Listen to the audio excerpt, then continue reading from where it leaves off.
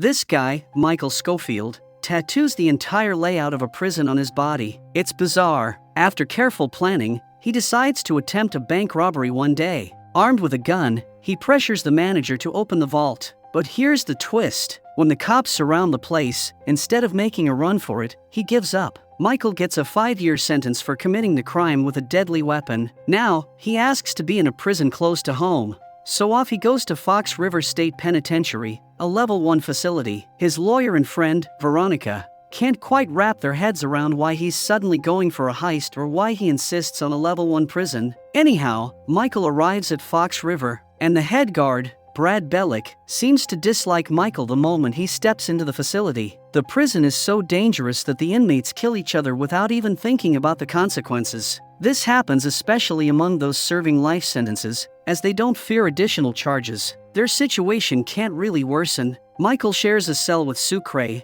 who's got about 16 months left before his release. Sucre gives Michael a prison tour, filling him in on the inmate scene. Gangs have claimed different parts of the yard, and vigilant correction officers in the towers keep tabs to prevent escapes or trouble. While observing, Michael notices an inmate across the prison. Sucre identifies him as Lincoln Burrows, due to be executed in a month for killing the vice president's brother. Intrigued, Sucre questions Michael's interest in Lincoln, and Michael drops the bomb. Lincoln is his brother. A few months back, Michael had a heart-to-heart with Lincoln about the murder accusations. Despite the evidence stacked against him, Lincoln swore to Michael that he was innocent of the crime. In the present, Michael decides to approach John Abruzzi, the mafia's big shot in charge of the prison industry operations. Inmates who cooperate can earn some money, and Abruzzi is the boss overseeing it all. Michael expresses his interest in joining the prison industry, but Abruzzi turns him down. As Michael walks away, he leaves an origami crane on the table. He cryptically hints to Abruzzi that he has more to offer than Abruzzi might realize soon. Later, an officer informs Michael that Warden Henry Pope wants to see him.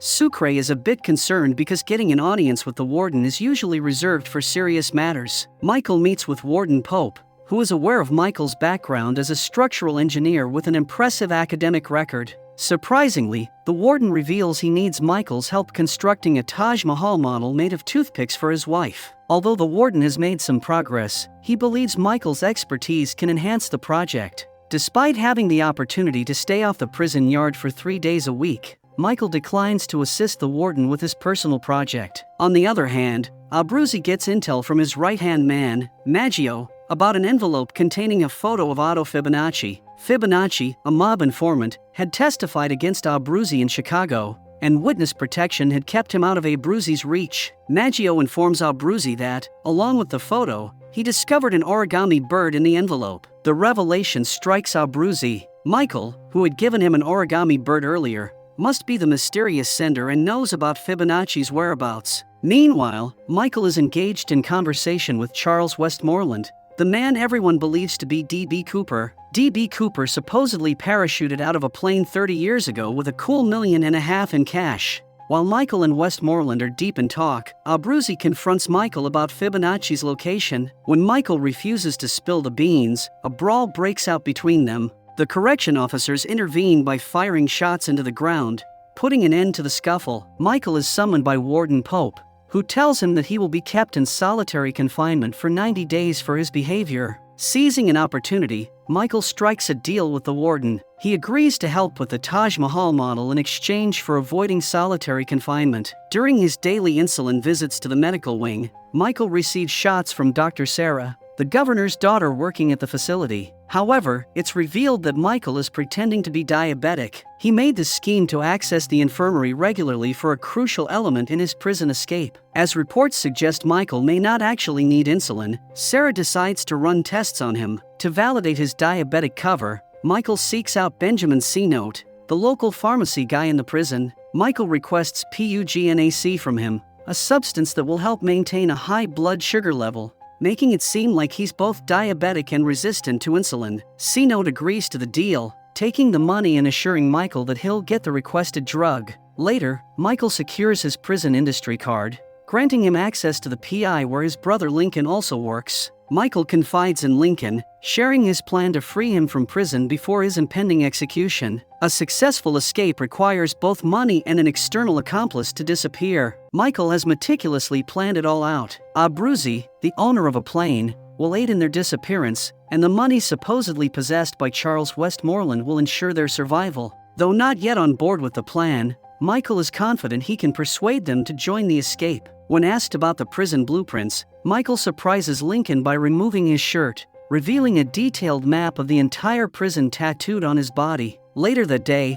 the prison guards conduct a shakedown, a surprise raid on prison cells to uncover weapons and contraband. Aware that he possesses a shank, Sucre hastily instructs Michael to discreetly remove it from under the table. Unfortunately, Bellick spots Michael with the shank and reports it to Warden Pope. Pope quickly realizes that the shank belongs to Sucre and not Michael. As a consequence, Sucre is sent to solitary confinement. When Bellick tries to search the cell again, Warden Pope intervenes, instructing Bellick not to search the cell any further. Pope knows he still needs Michael's assistance, which won't be possible if Michael is in solitary confinement. Moving on to the next phase of his plan, Michael aims to acquire a screw from within the prison. Armed with prior research, he heads to the yard, confident that he'll find a screw beneath the bleachers. Armed with a coin, he attempts to unscrew it. However, the bleachers happen to belong to T-Bag's gang. T-Bag is a dangerous man with a dark history of kidnapping, assault, and murder of half a dozen girls and boys in Alabama. He approaches Michael, expressing his interest in making Michael his boyfriend. Unfazed, Michael refuses and continues removing the screw. T-Bag becomes furious, ordering Michael to leave and sternly warning him to stay away from the bleachers. The following day, Michael makes another attempt to obtain the screw, but T-Bag and his boyfriend catch him in the act. Cornered and with no alternative, Michael is forced to give the screw to the gang. During a break, he decides to find it in T-Bag's cell. Unfortunately, T-Bag catches him in the act. In a quick improvisation, Michael claims he wants to join their gang. From above, C-Note, who's been tasked with arranging PUGNAC, observes Michael with T-Bag. T-Bag informs Michael that they plan to confront the black inmates that night, and if Michael desires to join, he must prove his loyalty by fighting alongside them. Seeing Michael associating with T-Bag, C-Note assumes Michael is conspiring with him and has chosen to be part of his gang. Consequently, he refuses to provide Michael with the desired drug. Despite Michael's attempts to explain that he is using T-Bag to gain something, C-Note remains unconvinced. As the night unfolds, a brawl breaks out between the white and black inmates. Spotting T-Bag's boyfriend, Maytag, holding the screw, Michael intercepts him, successfully grabbing the screw. C-Note observes Michael in a scuffle with Maytag, fighting to obtain the screw he requires. Amidst the chaos, a black inmate stabs Maytag multiple times in the chest before fleeing the scene. When T-Bag witnesses Maytag collapsing onto Michael, he wrongly assumes Michael is responsible for the attack. This misunderstanding fuels T-Bag's desire for revenge for the death of his boyfriend. The corrections officers quickly take charge, making all the inmates return to their cells. This leaves Michael stunned. He's never witnessed a killing, let alone committed one. The next day, C-Note approaches Michael, offering him PUGNAC after seeing his scuffle with Maytag over a screw. Michael takes the pills and heads to the medical wing, where Sarah conducts a diabetes test. Thanks to PUGNAC, the test indicates a high sugar level, falsely portraying him as diabetic. Later, Abruzzi and his gang corner Michael in a storage shed, pressing him for details about Fibonacci. Despite the pressure, Michael refuses to spill the beans until they're outside prison walls. In response, Abruzzi and his fellow inmates from the PI group resort to a gruesome tactic, cutting off Michael's two smallest toes on his left foot in an attempt to extract the information through torture. However, their brutal method proves unsuccessful. After Michael is brought to the infirmary, Sarah suggests to Bellick that an investigation should be conducted. As Bellick is on Abruzzi's side, Bellick dismisses the need for an inquiry, claiming that Michael stepped on a gardening tool. Afterward, Michael informs Lincoln of his need for Sucre's help in creating an escape route by digging into their cell. However, Lincoln cautions Michael against trusting Sucre, labeling him a thief and emphasizing the risk of sharing such plans. To test Sucre's reliability, Michael discreetly places a phone in a compartment,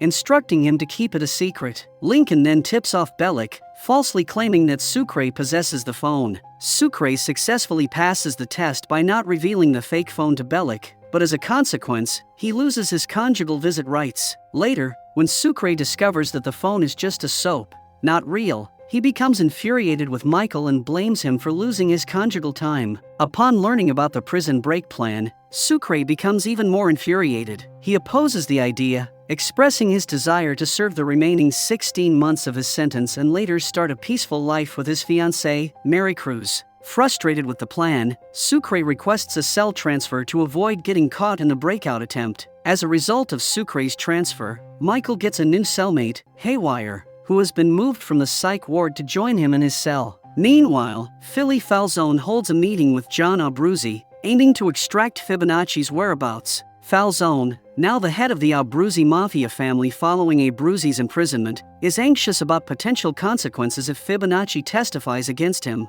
Recognizing the danger, Abruzzi opts for an alternative approach. He engages Teabag, pointing out their common enemy. However, their attempt to confront Michael takes an unexpected turn, as Abruzzi ends up assaulting Teabag to reconcile with Michael. When asked about his demands, Michael proposes a deal. He will reveal Fibonacci's location in exchange for a plane. Now informed about the impending prison break, Abruzzi agrees to cooperate, but on the condition that Michael discloses Fibonacci's whereabouts within a month, preventing the latter from testifying. Later, as Michael plans to dig in his cell while his cellmate sleeps, he encounters a challenge. Haywire, his new cellmate, has a medical condition preventing him from sleeping. Meanwhile, in the cell, Michael inquires of his new cellmate whether he ever contemplates escaping. Haywire deems it a bad idea and recommends reporting any escape plans to Officer Bellick. As the conversation progresses, Haywire becomes curious about Michael's tattoos, requesting to see the entire tattoo. However, Michael declines. Shortly after, a doctor, accompanied by an officer, arrives to administer pills to Haywire. Once the pair departs, Haywire deliberately vomits out the pills, claiming that the doctor wants to dull his senses. Since laying eyes on Michael's tattoos, Haywire becomes fixated on them. With Abruzzi's assistance, Michael acquires drain line root control chemical. Subsequently, he heads to the Toxic Control Center, searching for a masonry cleaner bottle. Once he secures both chemicals, Michael empties toothpaste tubes, filling them with the acquired substances. During a visit to the infirmary, as Sarah steps out momentarily, Michael seizes the chance to release both chemicals into the ventilation system. The ensuing chemical reaction induces corrosion in the metal. Meanwhile, Maricruz shares the news of her pregnancy with Sucre, expressing her concern about raising the child alone. Sucre reassures her, promising he will be out in 16 months to care for their family. However, the following day, Sucre's friend, Hector, holds a meeting with him and confesses that he and Maricruz are now a couple. It turns out Maricruz, overwhelmed by the responsibility of being a single parent, accepted Hector's offer of support. This revelation infuriates Sucre, as he is unable to bear the betrayal of his own friend, who has not only taken his fiancée but also his unborn child. As Sucre witnesses his life falling apart before his eyes, he decides to rejoin the escape plan. Upon learning about Sucre's decision, Michael is relieved to have him back on board.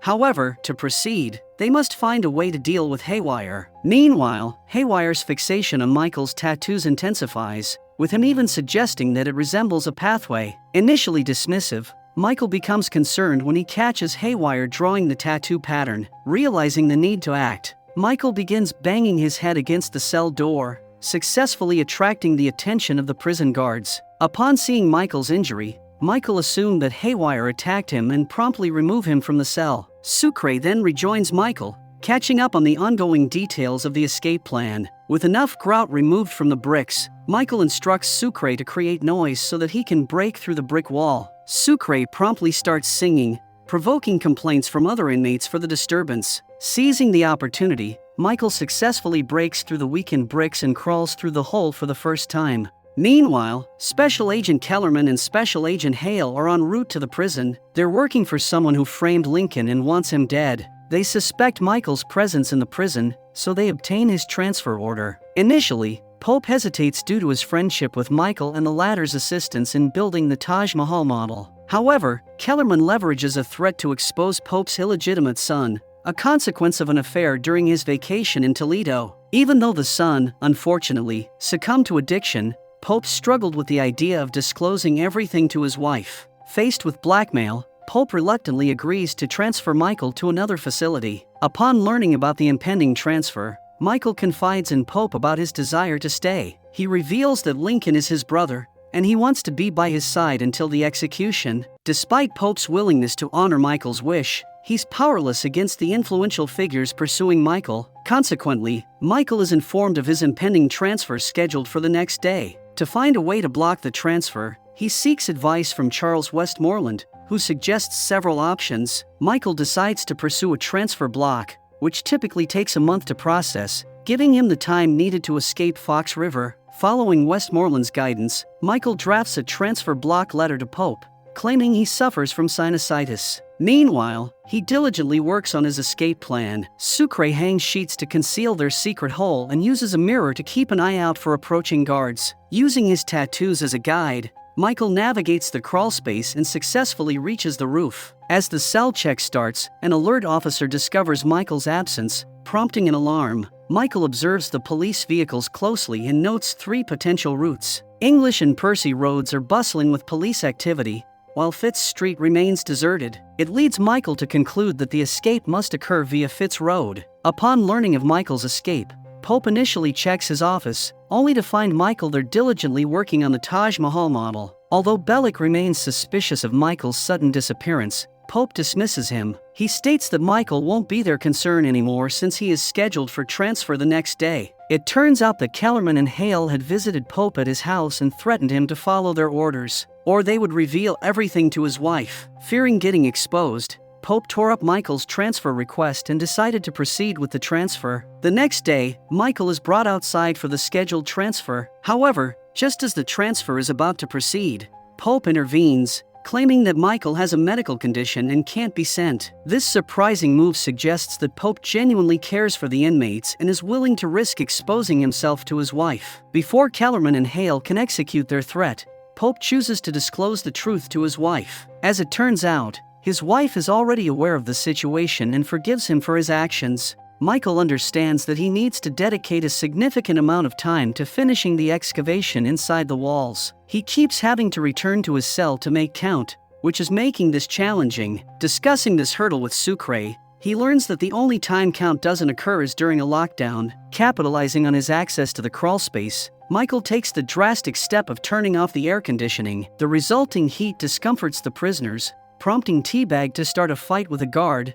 leading to a lockdown. As the prisoners express their frustration, the situation escalates, and they breach the prison cell control room. Teabag seizes the opportunity to open all the cells. To his luck, a set of keys grants him and the rioters unrestricted access to the entire prison. Seizing the opportunity, Michael and Sucre quietly enter the crawlspace, where Michael unveils his plan. He uses a light source and covers it with a page with the devil's drawing. Using an egg beater, they will drill holes strategically, compromising the wall's load-carrying capacity. It will weaken the wall, and it will be easy for them to break through it. Once successful, they plan to access a drainage pipe connected to the prison's sewage system. Progressing through the pipe will grant them entry to the infirmary, a crucial step in their escape route. As news of the riot reaches the infirmary, chaos ensues among the prisoners there as well. Amid the turmoil, one of the inmates attempts to assault Dr. Sarah. In self-defense, she injects him in the arm, creating a momentary diversion that allows her to lock herself in her office. Other prisoners gather outside Sarah's office, intending to take advantage of the situation and harm her. The situation escalates until authorities arrive to regain control. The governor, who is also Sarah's father, contacts Pope Henry to ensure his daughter's safety. Unaware of Sarah's dire situation, Pope reassures the governor that the infirmary, located in B Wing, remains unaffected by the events in A Wing. Little does he know that Sarah is fighting for her life amid the chaos in the infirmary. Amid the chaos, Teabag seizes Officer Bob as a hostage. While torturing the officer, he inadvertently stumbles into Michael's cell and discovers the escape route. Before he can divulge this information to everyone, Abruzzi intervenes. When Michael returns to the cell, he realizes that both Teabag and Officer Bob are aware of the escape route. As for Officer Bob, Michael decides not to cause him harm. In exchange for his safety, Bob promises not to reveal anything about the escape hole to anyone. Later, as Michael enters the control room, he spots Dr. Sarah on the CCTV struggling in the infirmary. Acting swiftly, he arrives just in time, crawling through the crawlspace before the prisoners can gain access to the room. Michael pulls Sarah into the crawlspace, and she questions how he knew the layout. Michael explains that he participated in a prison industry project focused on removing mold from the area. This story gives him a reasonable explanation, and he manages to deflect further suspicion. The two manage to exit the crawlspace, and a brief moment between Michael and Sarah suggests underlying romantic feelings. However, their connection is abruptly interrupted when the pursuing prisoners discover them. As a prisoner attempts to approach Sarah, Michael stands in his way, ready to protect her. Amid the brawl, Michael successfully subdues the big guy, while Sarah deals with the other by incapacitating him with a knee strike. As the authorities regain control, snipers are positioned to intervene. Upon spotting Michael with Sarah, they perceive him as a threat and aim at him. In a selfless act, Sarah positions herself in front of Michael to shield him from the potential danger. When the prisoners catch up to them, Sarah seizes an opportunity to escape, and Michael ducks, causing the sniper to inadvertently target the other inmates behind them. On the other front, Sucre and Abruzzi successfully drill the holes, enabling them to breach the wall easily. Simultaneously, the governor arrives and is relieved to find his daughter unharmed. The authorities are working diligently to restore order. Teabag suggests killing Officer Bob to prevent him from revealing the escape route, but Michael opposes the idea. As the situation intensifies with the arrival of law enforcement, Michael decides to release Bob. Unfortunately, before Bob can exit, Teabag intercepts him, inflicts a fatal stab wound, and heartlessly throws him off, resulting in his demise. Charles Westmoreland becomes a first-hand witness to this brutal act. Michael, Sucre, and Abruzzi begin to strategize on accessing the old sewer pipe leading to their exit point, the infirmary. Michael tells them they need to start at the storage building halfway across the yard. Their plan involves getting the prison industries team inside to undertake some work, allowing them to chip through the floor and reach the pipe. However, their discussion is disrupted by Teabag, who feels left out. Despite the others' reluctance, he insists on being part of the escape and begins making threats. He warns that if they exclude him, he'll reveal their plan using his beautiful voice. Despite the pressure,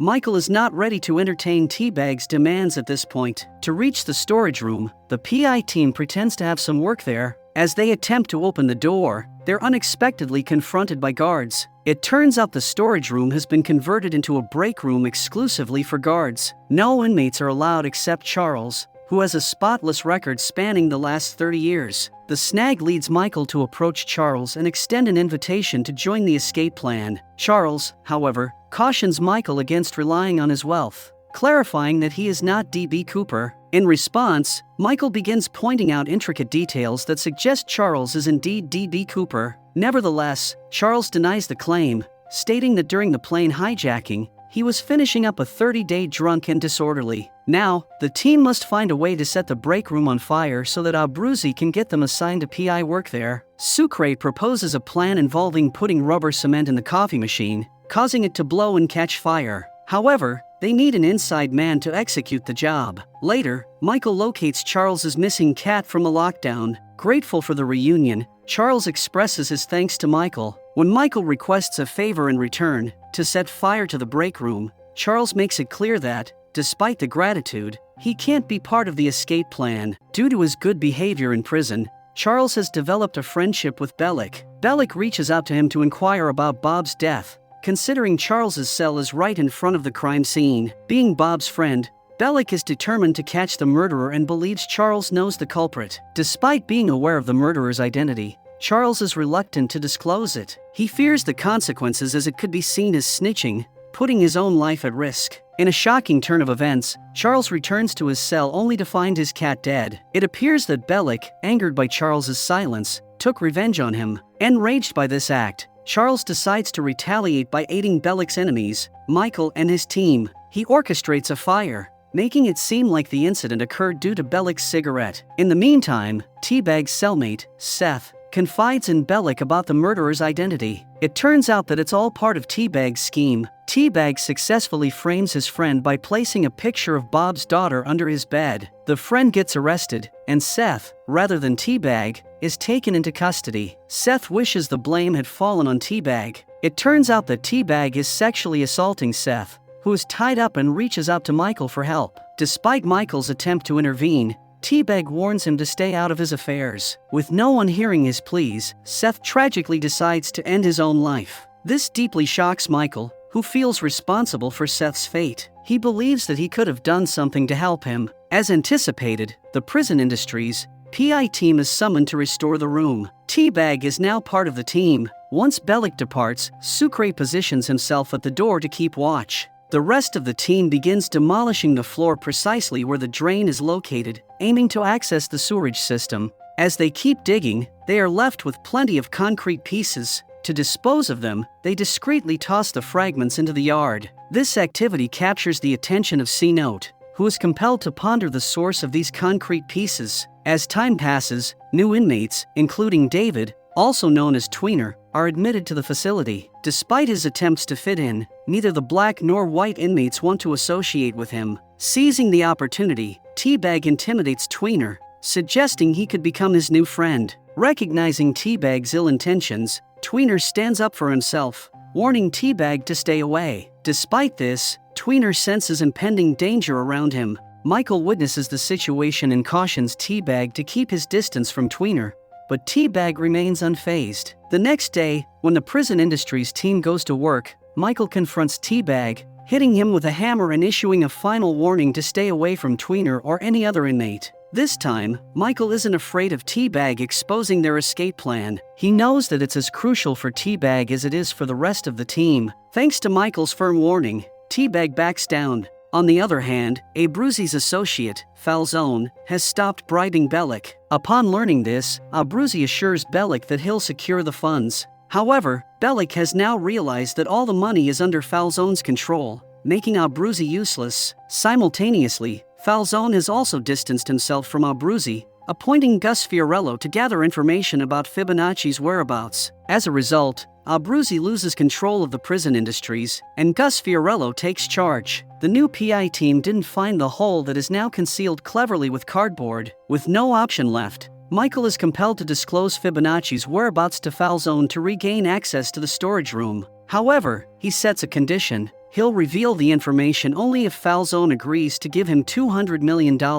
It is at this point that Abruzzi reveals that Lincoln's attorney, Veronica, is under their surveillance. If Michael refuses to comply, her safety will be in jeopardy. Left with no choice, Michael discloses the information about Fibonacci's whereabouts. To eliminate Fibonacci, Falzone and his men head to the provided location. However, it turns out to be a trap as the police intercept them on the spot, charging them with international gun charges and parole violations. Michael orchestrated this plan with the help of an ally, Nika, with whom he had previously discussed the strategy before entering the prison. A single phone call from Nika was instrumental in getting the job done. Abruzzi is delighted by Falzone's capture, as Falzone had been making threats. With Bellick's bribe settled, Abruzzi regains control as the head of the Prison Industries workers. The team resumes their work, digging the hole, unaware of another problem heading their way. C-Note. He informs Bellick that Abruzzi requires a new worker for the PI. When Abruzzi declines, C-Note takes a bold step,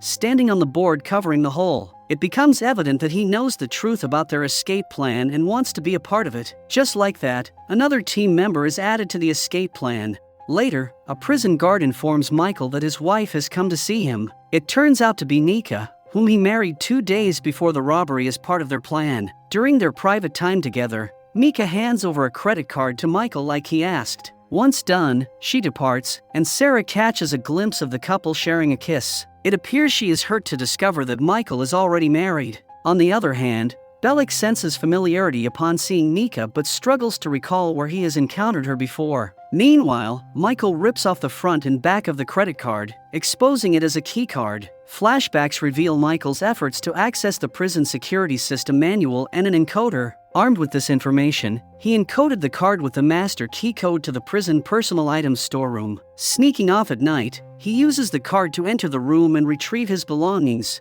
which had been seized upon his arrival. Among them is a recorder, but his gold watch is missing. The next day, Michael inquires with Charles about the theft of inmates' belongings. Charles confirms that it happens all the time, with Officer Deary earning a notorious reputation as the worst thief. Michael identifies his missing watch on Geary's wrist, and enlists Tweener to steal it in exchange for a favor at the Prison Industries. To secure the job at PI, Tweener pretends to have a seizure. When the Geary is around him, he seizes the opportunity and snatches the watch from the officer's wrist. On the other hand, Westmoreland gets heartbreaking news from Pope Henry. His daughter is battling last-stage esophageal cancer, and she has just a few weeks left. The Department of Corrections has refused to release Westmoreland, fearing he might try to escape again. They only grant furlough extensions for funerals. The harsh reality hits Westmoreland hard. He can only see his dying daughter after she's gone. Determined to be with her in her final moments, he decides to be part of the escape plan. When Westmoreland shares his plan with Michael, Michael gets skeptical. He emphasizes that every member of the escape team must contribute something valuable. In response, Westmoreland offers his wealth and confesses to being D.B. Cooper, the infamous plane hijacker who escaped with $1.5 million. To convince Michael, he hands over a distinctive $100 bill bearing the same serial number as the hijacked money. When Michael gets his watch back, he cleverly attaches it to his tape recorder and conceals the device in the grass just outside the infirmary. His objective is to capture the prison guards' movements by recording the exact timing of their rounds near the infirmary. The next day, Sarah engages Michael in conversation, inquiring about his marital status. Though Michael remarks that his marriage doesn't fit the conventional definition of the word, Sarah sets the boundaries, declaring that their relationship will be strictly limited to doctor-patient interactions. Later on, Michael and Sucre listen to the playback from the tape recorder Michael had concealed. The device captures the jingling sound of the guards' keys. Analyzing the recording, Michael discovers that the guards take 18 minutes to complete their rounds. This crucial information means they have a window of 18 minutes to execute their plan and scale the prison wall. Later, Michael does some maths and informs Lincoln that they have a mere 18-minute window to successfully surmount the prison wall. Breaking down the logistics, he notes that removing the bars from the infirmary windows will take 5 minutes. This leaves them with a tight time frame of 13 minutes for the entire team to traverse the wire and clear the wall. Adding another layer of complexity, each member requires 2 minutes to make the crossing. Doing the math, it becomes apparent that only 6 people can make it in time. Here lies the problem. The escape team comprises 7 members. Someone has to be excluded from the plan to ensure its success. C-Note eavesdrops on their conversation and promptly shares the scoop with the entire team. Everybody thinks that T-Bag should be the one to leave the team. However, as it unfolds, T-Bag has already taken precautions. He's reached out to his cousin, briefing him on the plan. If the cousin doesn't hear from T-Bag 5 minutes before and 20 minutes after the escape, he will spill the beans to the warden. Meanwhile, Bellick diligently racks his brain to recall where he's encountered Nika before. After seeing her photo, he realizes she was at a strip club. Determined, Bellick tracks her down and confronts her, pressing details about what Michael demanded in exchange for a green card. Initially hesitant, Nika spills the beans under threat, admitting she handed Michael a credit card. Amid it all, Bellick tells Michael about Nika mentioning the credit card. However, his search in Michael's cell comes up empty. Bellick, not holding back, continues badmouthing Michael's stripper wife until Sarah puts a stop to it. Later, when Michael attempts to explain to Sarah that he only married Nika for her green card, it becomes apparent that Sarah has lost interest in his words. Simultaneously, C-Note makes Sucre grasp the reality of their roles in the escape plan. Everyone brings something valuable to the table except for them. C-Note fears the others might easily kick them out of the team. It makes him consider carrying out the plan independently. Meanwhile, T-Bag tries persuading Westmoreland, now D.B. Cooper, to step away from the plan, but D.B. Cooper warns him to steer clear. To get rid of T-Bag, Abruzzi reaches out to his mob contact, instructing him to abduct T-Bag's cousin. It will leave no one outside to snitch. Unfortunately, the execution took a dark turn. Abruzzi's man reports back, admitting that the kidnapping went awry, resulting in the tragic deaths of the cousin and his 5-year-old son. Shocked and burdened by guilt, Abruzzi grapples with the weight of his actions. Haunted by the incident, he finds himself dreaming of his son in a coffin. The weight of the lives he's taken and the crimes he's committed bears down on him. Seeking redemption, he turns to a priest, pouring out his remorse and praying for forgiveness. Upon learning about his cousin and nephew's demise from Pope Henry, T-Bag succumbs to his emotions. Having dealt with T-Bag's cousin, Abruzzi confronts him again but opts not to end his life. Instead, he warns T-Bag to steer clear of the escape plan. In a tearful agreement, T-Bag agrees. However, when Abruzzi turns around, T-Bag slashes his throat with a razor blade, fueled by anger over his family's death. Meanwhile, the rest of the team explores the pipe beneath the hole they've dug. Their efforts are disrupted when C.O. Geary approaches to inspect the break room. With Michael still absent from the sewerage system, Lincoln has no choice but to block Geary's path. Tensions rise, leading to Lincoln throwing him a punch.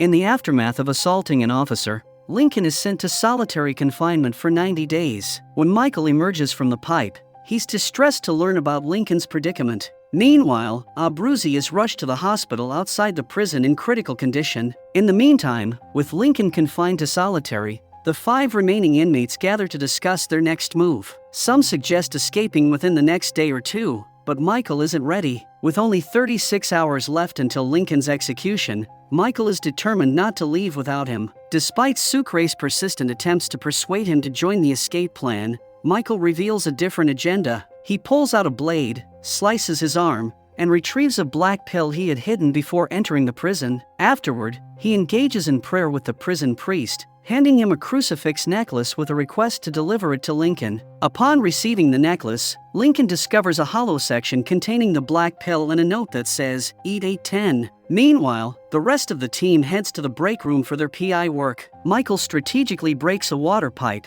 causing the area to become wet. In response, Bellick barges in and orders the workers to dry the place, even if it means working through the entire night. This aligns perfectly with the team's plan, an undisturbed night for their mission. At precisely 8:10, Lincoln consumes the pill and abruptly collapses. Guards swiftly rush him to the infirmary. Simultaneously, the rest of the team crawls through the pipes, reaching the maintenance room directly beneath the infirmary. The metal has corroded successfully, thanks to the chemicals Michael poured into the vent. However, as Michael prepares to ascend to Sarah's office, he's taken aback to find that the officers have replaced the corroded pipe with a sturdy 12-inch metal one. Both Michael and Lincoln attempt to remove the pipe using rods, but their efforts prove futile. Shocked and disheartened, Michael tells the team that there seems to be no alternative for their escape, provoking Teabag's anger. Meanwhile, Sarah returns to her office to discover Lincoln near the vent, having removed his 4. When questioned, Lincoln explains that he felt nauseous and left the bed to avoid vomiting on the floor. Before the team can exit the maintenance room, a police officer enters and spots a rod on the floor. Everyone hides, but the officer fails to locate them and departs without further investigation. With the mission unsuccessful, the team leaves the maintenance room, their disappointment evident. Just as Bellick is finishing his shift, he notices the sheetrock outside the break room is still in place. Investigating, he attempts to open the door, but it's locked by the team inside. The rest of the team has returned to the break room, except for D.B. Cooper, who hasn't made it back in time. Bellick enters the room, questioning why the work isn't completed. The worker explains they couldn't clean the mold overnight. In response, Bellick insults them and orders the guard to escort them back to their cells. Suddenly realizing they are 1 member short, Bellick returns to the room only to find Westmoreland inside, crouched down and tying his shoelaces. The team is promptly sent back to their cells. Sucre offers words of comfort to Michael, advising him not to worry as no matter what, Lincoln will appreciate his efforts. As the countdown to Lincoln's execution reaches 24 hours,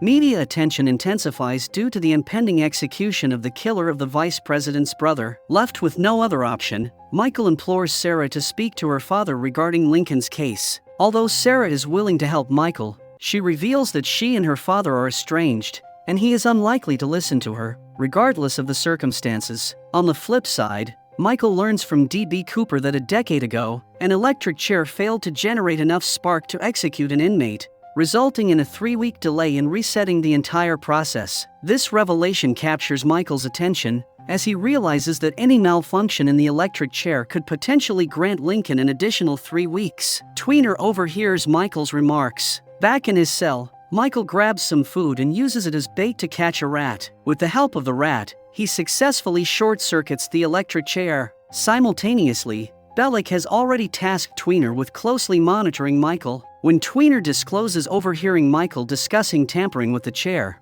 Bellick checks it and discovers it is malfunctioning. Upon inspecting the electric board, they find a rat there. The technician suggests filing a report about the technical issue, but Bellick pressures him into simply changing the fuse and overlooking the problem. Later, Bellick visits Michael's cell to summon him for the final visitation with Lincoln. Meanwhile, Dr. Sarah pays a visit to her father, the governor, and pleads with him to review Lincoln's case. Despite the governor's resistance, Sarah hands him Lincoln's file and urges him to read the information at least once. In a bittersweet moment, Lincoln and Michael engage in a game of gin as Lincoln enjoys the blueberry pancakes he requested for his final meal. Soon, Veronica arrives, having exhausted all efforts to stop the execution. Despite appealing to the judge for Lincoln's release, her efforts prove futile. As Lincoln is escorted to the execution room, one of the officers notifies Pope Henry about a call from the governor. Briefly, there is a glimmer of hope that Lincoln's execution might be delayed,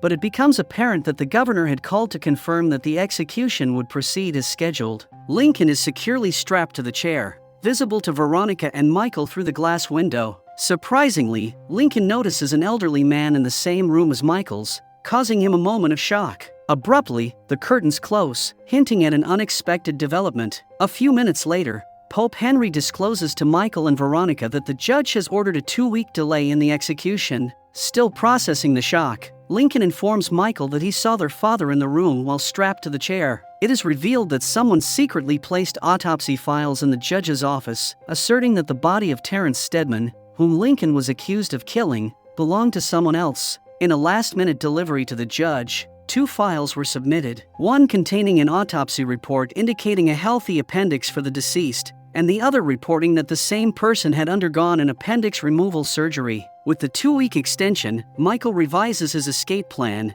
now involving the team to navigate through the psych ward. It turns out the psych ward shares the subsurface line with the infirmary, and that line connects the break room to the psych ward. However, a challenge arises. They can access the hole in the break room to reach a grate that gets them halfway there, but the other half needs to be covered above ground. Considering the 3 towers facing the grate area, everyone assumes it would look like a suicide attempt. In a later conversation with Sucre, Michael shares his need to explore the pipes beneath the psych ward to ensure a smooth passage. Sucre proposes a solution. With the assistance of Sucre's cousin, Monch, who works in the laundry department, they manage to obtain a guard uniform for Michael. This uniform will help him cover the remaining distance to the psych ward. As the PI team returns to the break room, a sheet of the wall starts leaking the concealed concrete dust. At that moment, Bellick enters the room, prompting C-Note to hastily cover the hole with his foot. When Bellick assigns a task to C-Note, D.B. Cooper cleverly pushes him aside and takes over,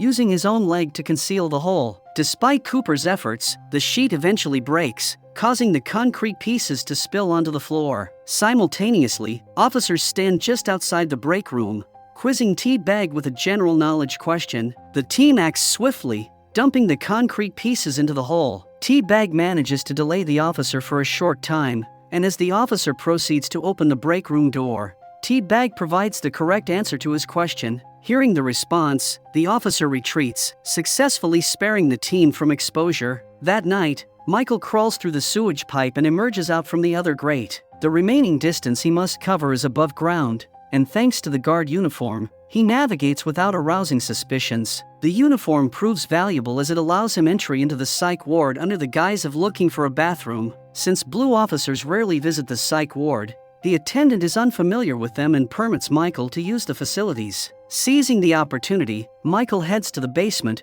where he discovers another grate leading to the sewage system. On his way back to the cell, he is forced to hide due to an officer conducting a check in the maintenance area. While hiding, Michael unintentionally leans against a hot water pipe, resulting in a burn on a portion of his back. While Michael successfully avoids detection by the guard, he ends up with a burn on his back, and the uniform now bears a hole. Monch is furious, anticipating trouble. However, he skillfully handles the situation by claiming he accidentally burned the uniform while ironing. Although Michael's wound is treated, he chooses not to disclose the actual cause behind it. Now, the problem is that a portion of his tattoo has been burned off. This section contained the map detailing his route from the psych ward to the infirmary. The pathway crucial for the success of the escape is now lost. In the break room later, an officer instructs the team to wrap up the work by tomorrow, explaining that professionals will take over tasks like carpeting. This means the team must conceal a hole before the new crew notices during carpet installation. With limited time, Michael comes up with a plan. Using plywood and a few inches of fast-setting concrete to make the hole disappear, they start working, but Bellick disrupts their strategy. He's brought Tweener on board as an informant, hindering the team's actions in his presence. Quickly thinking, They send Tweener to clean the paintbrushes. As Tweener leaves, he attempts to eavesdrop on their conversation but fails to hear anything. Although the task involving the hole still needs to be completed, an officer shows up and instructs the team to finish quickly, as he needs their assistance in the yard. Without any alternative, the inmates must comply with the orders. Meanwhile, Sarah discovers a burnt fragment of a guard's uniform in Michael's burn. Growing suspicious, she reports it to the Pope. Pope Henry summons Michael and queries him about the discovery. When Michael declines to answer, he is sent to solitary confinement, where Lincoln is also being held. Meanwhile, the rest of the team is anxious about the unresolved hole in the break room. They collectively decide that Sucre should use the opening behind the toilet to reach the break room and patch up the hole. When Sucre expresses worries about getting back out, they suggest that he can re-enter the sewerage pipe through the grate in the yard. Teabag engages with the crossdresser, successfully obtaining the panties Sucre needed to execute the mission. During the night, Sucre navigates the sewerage pipe to reach the break room and successfully fills the hole with cement. However, on his way to the grate area, he is apprehended. Despite Sucre's insistence that he wasn't attempting to escape, Bellick demands an explanation. This is where the importance of the panties comes into play. When Bellick discovers the panties concealed around Sucre's ankle, Sucre claims they belong to his girlfriend. He fabricates a story about hiding under the bleachers after yard time. He says that he was anticipating something coming over the wall, his girlfriend's panties. Thanks to this story, Bellick refrains from suspecting Sucre of an escape attempt. However, Sucre is still sent to solitary confinement, joining Lincoln and Michael. The next day, Tweener overhears the group discussing the new carpet installation. He shares this information with Bellick, prompting Bellick to investigate the break room floor under the carpet. Thanks to Sucre's efforts, no hole is found. Fuming at Tweener for the inaccurate information, Bellick reassigns him to another cell, where his new cellmate will be Avocado, with intentions similar to Teabag's. While in solitary, Michael experiences an emotional breakdown, with bleeding fists from repeatedly punching the wall. Concerned for his well-being, Sarah moves him to the psych ward. Once Sarah departs, Michael suddenly snaps out of his distressed state, exposing the act as a ruse to talk to Haywire. There's a chance that Haywire still recalls Michael's tattoos, as he once drew them due to his intense fascination. Michael implores Haywire to remember the tattoo on his back, but Haywire responds with a simple "Who are you?" revealing that he doesn't remember anything. In the prison cells, Captain Bellick and C.O. Geary decide to auction off Michael and Sucre's vacant cell. While inspecting the cell, a potential buyer notices a leaking toilet. Geary assures that it will be fixed within 24 hours. Teabag overhears this conversation and quickly informs the others. If the plumber repairs the toilet seat, he'll discover their secret hole. Seizing the opportunity, C-Note approaches Geary, offering to double the money another buyer is willing to pay. The plan involves collecting funds from C-Note's black associates and friends on the outside. However, with no visiting hours today, they must rely on support from fellow black inmates. When C-Note approaches his friends, they refuse to help due to his association with the PI crew, particularly the white racist inmate Teabag. Enraged, C-Note throws a punch at his friend, triggering a brawl that leaves C-Note injured and empty-handed. Meanwhile, Michael is doing his best to jog Haywire's memory, recounting their encounter in the cell. On the other hand, as a last-ditch effort, Teabag suggests entering the kitchen game to raise enough money to buy the cell. They utilize the money D.B. Cooper gave Michael earlier as investment capital. After a risky card game victory, C-Note hands Geary the agreed-upon price of $500. However, Geary takes the money and informs C-Note that the new price for the cell is $700. With no other choice, C-Note convinces D.B. Cooper to part with his watch. Geary takes the watch and reveals that he has already sold the cell for $700. On the other hand, Michael is still unsuccessful in extracting information from Haywire. When the nurse administers pills to Haywire, Michael takes advantage of the situation. He leads Haywire into a room and induces him to vomit the pills by triggering his gag reflex. Michael does this to prompt Haywire's recollection of earlier thoughts on the pills and the prison layout. There's a chance that Haywire might remember the pathways in the process. Fortunately, Michael's plan succeeds, and Haywire draws the missing pathway. However, along with these memories, Haywire also recalls how Michael framed him to get him kicked out of the cell. As a consequence, Haywire threatens Michael, demanding information about the escape plan, or he will expose everything to the officers. In response, Michael discloses the escape details, mentioning that it begins from the basement of the psych ward. Haywire hands over his drawing to Michael. That night, Haywire takes one of the copies he made of the tattoo and escapes from his room. However, the moment he opens the door to the basement, the alarm triggers, leading the on-duty officers to taser him. Once again, Michael has outsmarted him. Later, Pope Henry questions Michael about the burn wound on his back. Michael responds by involving Geary, claiming that the officer extorts money from inmates. It turns out that this is another scheme orchestrated by Sucre and C-Note, conveyed to Michael by Monch. In exchange for being part of the escape plan, Monch burned Geary's uniform while ironing, and D.B. Cooper placed the uniform in Geary's locker. When Pope learns about Geary's involvement in the situation, he checks his locker and discovers the bribe money he just received from C-Note, D.B. Cooper's watch, and Geary's scorched uniform. The burnt uniform serves as justification for the presence of a fragment of a guard's uniform in Michael's wound. Consequently, Geary is terminated from his position. Avocado continues to torment Tweener, and there is nothing Tweener can do. Michael approaches him for another favor, like the trick he did with the watch, but Tweener is overwhelmed with emotion. He implores Michael to eliminate Avocado if he expects any more favors. Pouring his heart out, Tweener recounts how he was imprisoned for stealing a baseball card, unaware it was worth $300,000. Despite Tweener's plea, Michael refuses to resort to violence against Avocado. Taking matters into his own hands, Tweener decides to confront Avocado directly. While in their cell, Tweener retrieves a razor blade from under a mattress and carries out a drastic act by castrating Avocado. Michael and Sucre have returned from the psych ward in solitary confinement. Michael briefs the team that the map is complete, and their next move involves entering the infirmary through the pipes beneath the psych ward. However, to access the doctor's office, they require a key for the door. While discussing their plans, they spot Abruzzi coming out of the bus. He has re-entered the facility after recovering from the severe wound inflicted by Teabag. However, this isn't the same ruthless Abruzzi. He claims to have found the Lord after a close encounter with death. Fearful that Abruzzi might seek revenge, Teabag approaches his cell with the intention of eliminating him. C-Note intervenes, making it clear to Teabag that Abruzzi is their ticket out of the prison. Later, Abruzzi engages in a religious conversation with Michael, and surprisingly forgives Teabag for attempting to murder him. Meanwhile, Michael is concerned that Avocado may retaliate against Tweener for the castration incident. To safeguard Tweener, Michael includes him in the escape plan. Unfortunately, Tweener betrays the team by revealing the details of the escape plan to Bellick. Without wasting any time, Bellick rushes to the break room, pulls up the carpet, and starts smashing the floor, causing the plywood to break. He has finally uncovered the existence of the hole. Before he can exit the room, D.B. Cooper incapacitates him with a shovel, sparking a fierce altercation between the two. Cooper delivers a blow to Bellick's head, rendering him unconscious. Taking advantage of the situation, he gags Bellick, binds his limbs, and leaves him in the sewerage pipe. When Cooper informs the crew about this development, Michael instructs everyone to be prepared as they will execute their plan tonight. As time passes, officers begin questioning Bellick's whereabouts. Despite suspecting that Tweener might have betrayed them,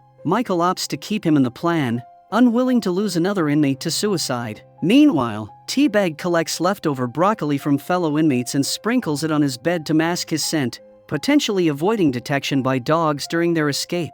Abruzzi employs a handful of fertilizer to alter his scent as well. Sarah encounters Michael in the infirmary and asks if he has stolen something from her. Michael confesses that he took the keys to the doctor's office, which was made possible through Nika's private meeting with Sarah. When Sarah asks what he wants, Michael finally discloses his plan to release his brother from prison. In shock, she urges him not to reveal any more details. Michael requests Sarah not to lock the door tonight, explaining that the glass surrounding it has alarm contacts. Sarah remains silent but questions whether his feelings towards her were all part of the plan. Michael admits that his initial flirtation was driven by the plan, but his emotions evolved, and he genuinely wanted to be around her. It pains him that Sarah won't believe him now. Infuriated, Sarah leaves without saying a word. Later, Sarah locates her father at a restaurant and confronts him about the information she provided regarding Lincoln's innocence. He refuses to answer initially, but when Sarah presses him, he admits he saw no need to review Lincoln's file. Sarah is visibly hurt by this revelation,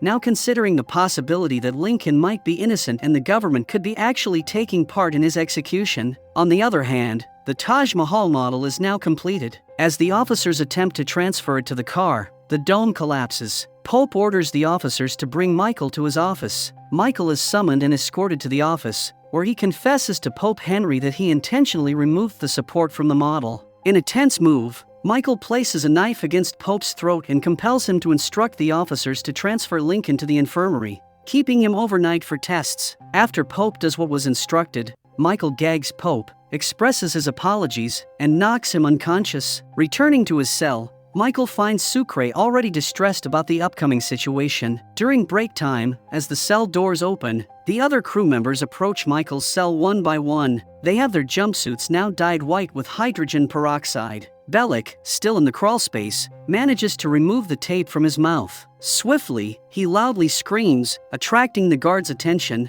They enter to investigate, but Teabag quickly covers Bellick's mouth with his hand. After reapplying the tape, the crew continues their journey toward the psych ward. Wearing the white jumpsuits, they blend in with the psych ward patients. They unlock the door and enter the psych ward, with Michael donning a blue uniform, posing as an officer. The attendant in the psych ward notices Abruzzi and alerts Michael. To keep him silent, Michael injects the attendant with a sedative. The crew continues their journey from the psych ward to the infirmary through the sewerage pipe. Upon reaching the infirmary, they surround the officer overseeing Lincoln. After rendering the officer unconscious, they proceed to the doctor's office. Thanks to Sarah, the door is not connected to the alarm, allowing Michael and the others easy access. They convert a fire hose into a large rope, connecting one end to the window grate and the other to the elevator. The plan is to tighten the hose tension to rip off the bars. However, the elevator refuses to move on its own. Tweener steps into the elevator and presses the button,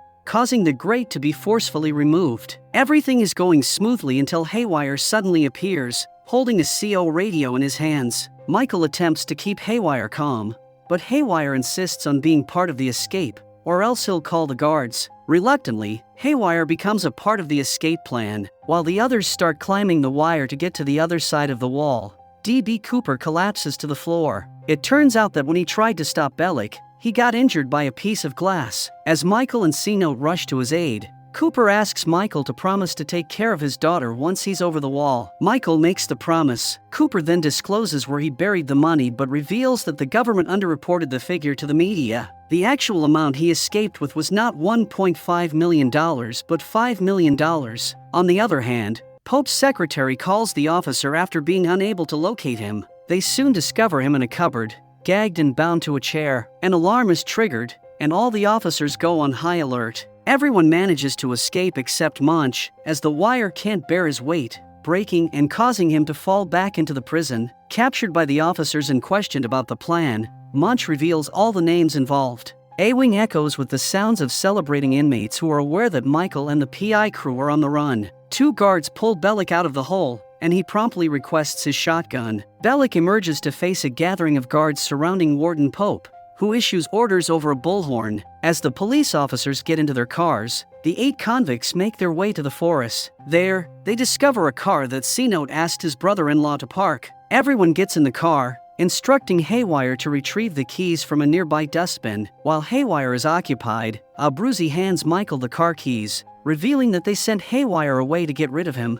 Leaving Haywire behind, the crew continues their journey to the runway. As Lincoln drives the car, Abruzzi attempts to remove Teabag from the group. However, Teabag has already planned ahead. He has attached one side of the handcuffs to his left wrist. Before Abruzzi can pull the trigger, Teabag quickly reaches out and cuffs the other side to Michael's right wrist. Teabag holds the key in his teeth and promptly swallows it before they can retrieve it. Now, the crew is compelled to keep Teabag with them. If they kill him, Michael would have to drag him all the way to the runway. When the car gets stuck in the mud, the crew seeks refuge in a shed. There, Lincoln seizes Teabag, and Sucre attempts to use a cutter to sever the cuffs, but it proves ineffective. Abruzzi resorts to an axe, cutting Teabag's hand and successfully obtaining revenge. The crew then resumes their journey to the runway, but upon arrival, they discover that the plane has already taken off due to the approaching police. The 5 remaining inmates flee into a field adjacent to the runway, with the police in pursuit. Teabag is sprinting through the forest, clutching his amputated and cut hand. Meanwhile, Tweener, whom Michael ordered to separate from the crew because he snitched on them, has avoided capture by hiding in the back of a horse trailer. On the other hand, Haywire has stolen a girl's bicycle and only time will tell where his unpredictable journey will lead him. The next day, while sprinting through the woods, pursued by Bellick and other officers, Lincoln hatches a plan to elude them. By timing their dash to cross the train tracks while a train passes, they can shake off their pursuers. Gathering all their energy, they make a desperate run and manage to reach the other side just in time. Unfortunately, Sucre and Michael aren't as fortunate and find themselves unable to cross in time. They decide to board the train instead, planning to jump off once they're safe. As Michael climbs aboard, an enraged Bellick attempts to shoot him but misses, allowing Michael and Sucre to leap from the train on the opposite side. They evade capture as the officers are hindered by the moving train. The brothers now plan to get Westmoreland's money, which he stashed in Utah. However, the problem is others also know about it. Now Michael just has to make sure the others stay afloat till they are off to Utah. Once they secure the cash, their plan is to cross into Mexico and then travel by multiple buses until they reach Panama. Lincoln is concerned about their route to Utah or Mexico, as they had relied on Abruzzi's assistance for the money. Michael reassures him by showing his tattoo and unveiling his backup plan, a storage facility in Oswego where he has hidden both the money and additional clothing. On the law enforcement side, FBI Special Agent Alexander Mahone takes charge of a nationwide search for the escapees. He holds a press conference urging viewers to memorize the faces of the 8 escapees shown on the broadcast and assist in their capture. Meanwhile, the escapees encounter a young girl in the forest. When her father appears, Abruzzi uses her as a hostage to prevent him from alerting the authorities. C-Note, who has a daughter of similar age, condemns Abruzzi's actions for endangering the little girl. Despite the tension, the group continues their journey towards Oswego to retrieve the money and clothing Michael had stored there. Meanwhile, Bellick conducts his own investigation, obtaining Michael's credit card transaction history, which reveals significant spending in Will County despite his Chicago residence. This leads Bellick to suspect that Michael might have a connection or a plan in that area. Simultaneously, FBI agent Mahone receives photographs of Michael's tattoos and calls in the tattoo artist for questioning. He believes Michael may have discussed something important with her. During the interrogation, the artist discloses that Michael provided the entire tattoo design and insisted to her that everything had to be perfect, exactly how he drew it. As Mahone examines the tattoo closely, he notices the names of roads near the penitentiary that are inked into the design. Realizing the tattoos are part of an intricate escape plan, Mahone understands that Michael used them as a detailed map and guide to navigate their route to freedom after escaping from Fox River State Penitentiary. This revelation becomes a crucial clue for Mahone to anticipate Michael's next moves and intensify efforts to track down the escapees. On the other front, Bellick receives information from a hunter that the escapees stole his car and headed towards Oswego. Reviewing Michael's credit card transactions, Bellick discovers significant spending in Oswego, including a self-storage facility. Convinced this is where Michael has hidden crucial items for their escape, Bellick sets his sights on Oswego. Soon, Bellick and his team arrive in Oswego, accompanied by Agent Mahone. Bellick asserts his authority and insists that Mahone stays out of his investigation. They approach the storage facility with caution, forming a perimeter to prevent any escape attempts. Upon opening the storage unit, they find it empty, frustrating Bellick. As Bellick storms off in frustration, Mahone notices a name badge on an officer's shirt, leading him to recall a name on Michael's tattoos. When he couldn't find a location in Oswego with that name, he suspects it might be a person's name, possibly someone crucial to Michael's plans. On the other side, we find the escapees in a cemetery with shovels, digging up a grave. They retrieve a bag containing money and other supplies, including a bag which Michael tosses to Lincoln. Opening it, Lincoln discovers passports, money, and prepaid phone cards. He is happy to learn that Michael meticulously planned everything from the beginning.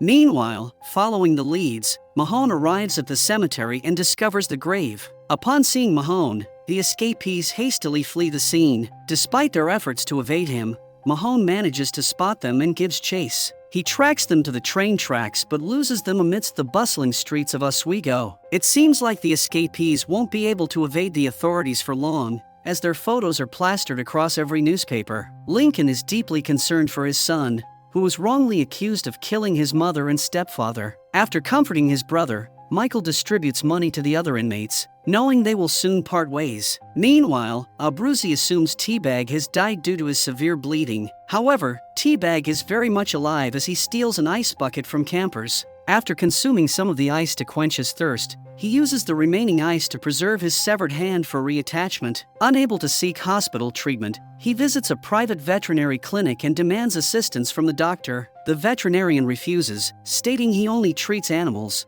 but T-Bag coerces him at knife point to perform the necessary medical care. Upon realizing he must reattach T-Bag's severed hand, the veterinarian argues that he lacks the expertise for such a surgical procedure. T-Bag insists on proceeding without anesthesia, fearing unconsciousness might lead the doctor to contact the police. Threatened by T-Bag, the doctor reluctantly agrees to perform the operation. Working under pressure, the doctor meticulously stitches T-Bag's hand back onto his arm, reconnecting the bones and nerves as best he can. Following the procedure, he administers painkillers and antibiotics, then instructs T-Bag to leave. However, T-Bag, distrustful of the doctor's intentions, takes preemptive action. He administers an anesthetic to ensure the doctor won't alert the authorities once he departs. Disguised in the doctor's clothing, T-Bag begins his journey towards Utah, convinced that D.B. Cooper's money is waiting there. On the other hand, Lincoln decides to rescue his son from the courthouse. Michael believes it's not the right time. However, Lincoln thinks that after today's hearing,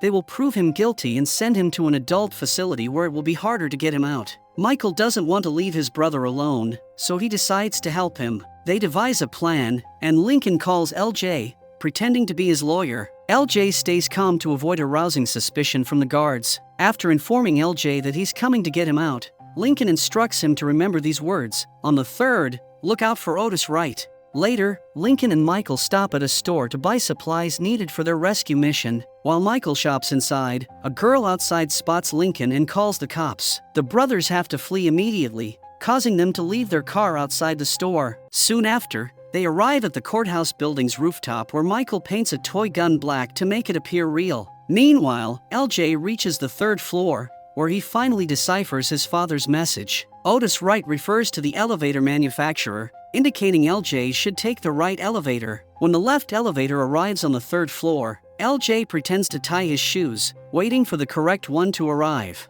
As the right elevator doors open, he enters with a guard. Just then, Mahone spots the Otis sign and decrypts Lincoln's earlier message. He dismisses the guard, insisting he will handle LJ's transfer to the courthouse himself. As the elevator starts moving, Lincoln opens a window above and aims his fake gun at Mahone, forcing him to step back. Michael disarms Mahone, allowing Lincoln to assist LJ in climbing up. However, in the chaos, the toy gun slips from Michael's grasp, revealing the deception to Mahone. He tightens his grip on LJ and demands that the escapee surrender, insisting it's the only way LJ can leave the courthouse without further consequences. Despite having Mahone's gun, Michael hesitates to use it against another person. Suddenly, Mahone triggers the alarm, forcing the brothers into a corner with no option but to escape the building without LJ. On the other hand, an inquiry committee convenes to interrogate Warden Pope and Officer Bellick for the escape of 8 convicts. Committee members demand answers from the warden regarding his granting Michael exclusive access to his office and alleged personal favors. They also question Officer Bellick about accusations of selling rights to run prison industries to the highest bidder. Bellick initially denies the allegations,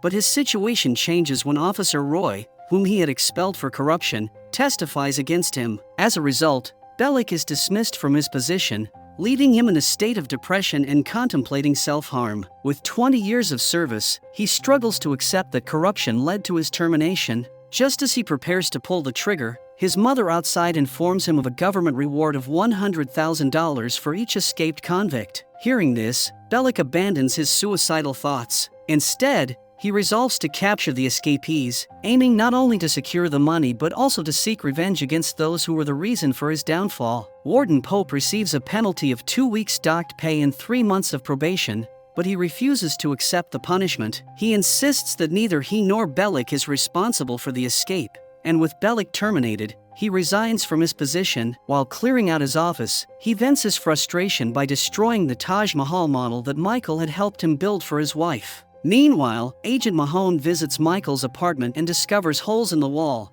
leading him to believe that Michael used it to pin up pages. Mahone realizes Michael's actions were driven by his devotion to his brother, as they are each other's only family. Suspecting that Michael may have disposed of incriminating papers in the nearby river, he dispatches divers to search for evidence that could aid in apprehending the fugitives.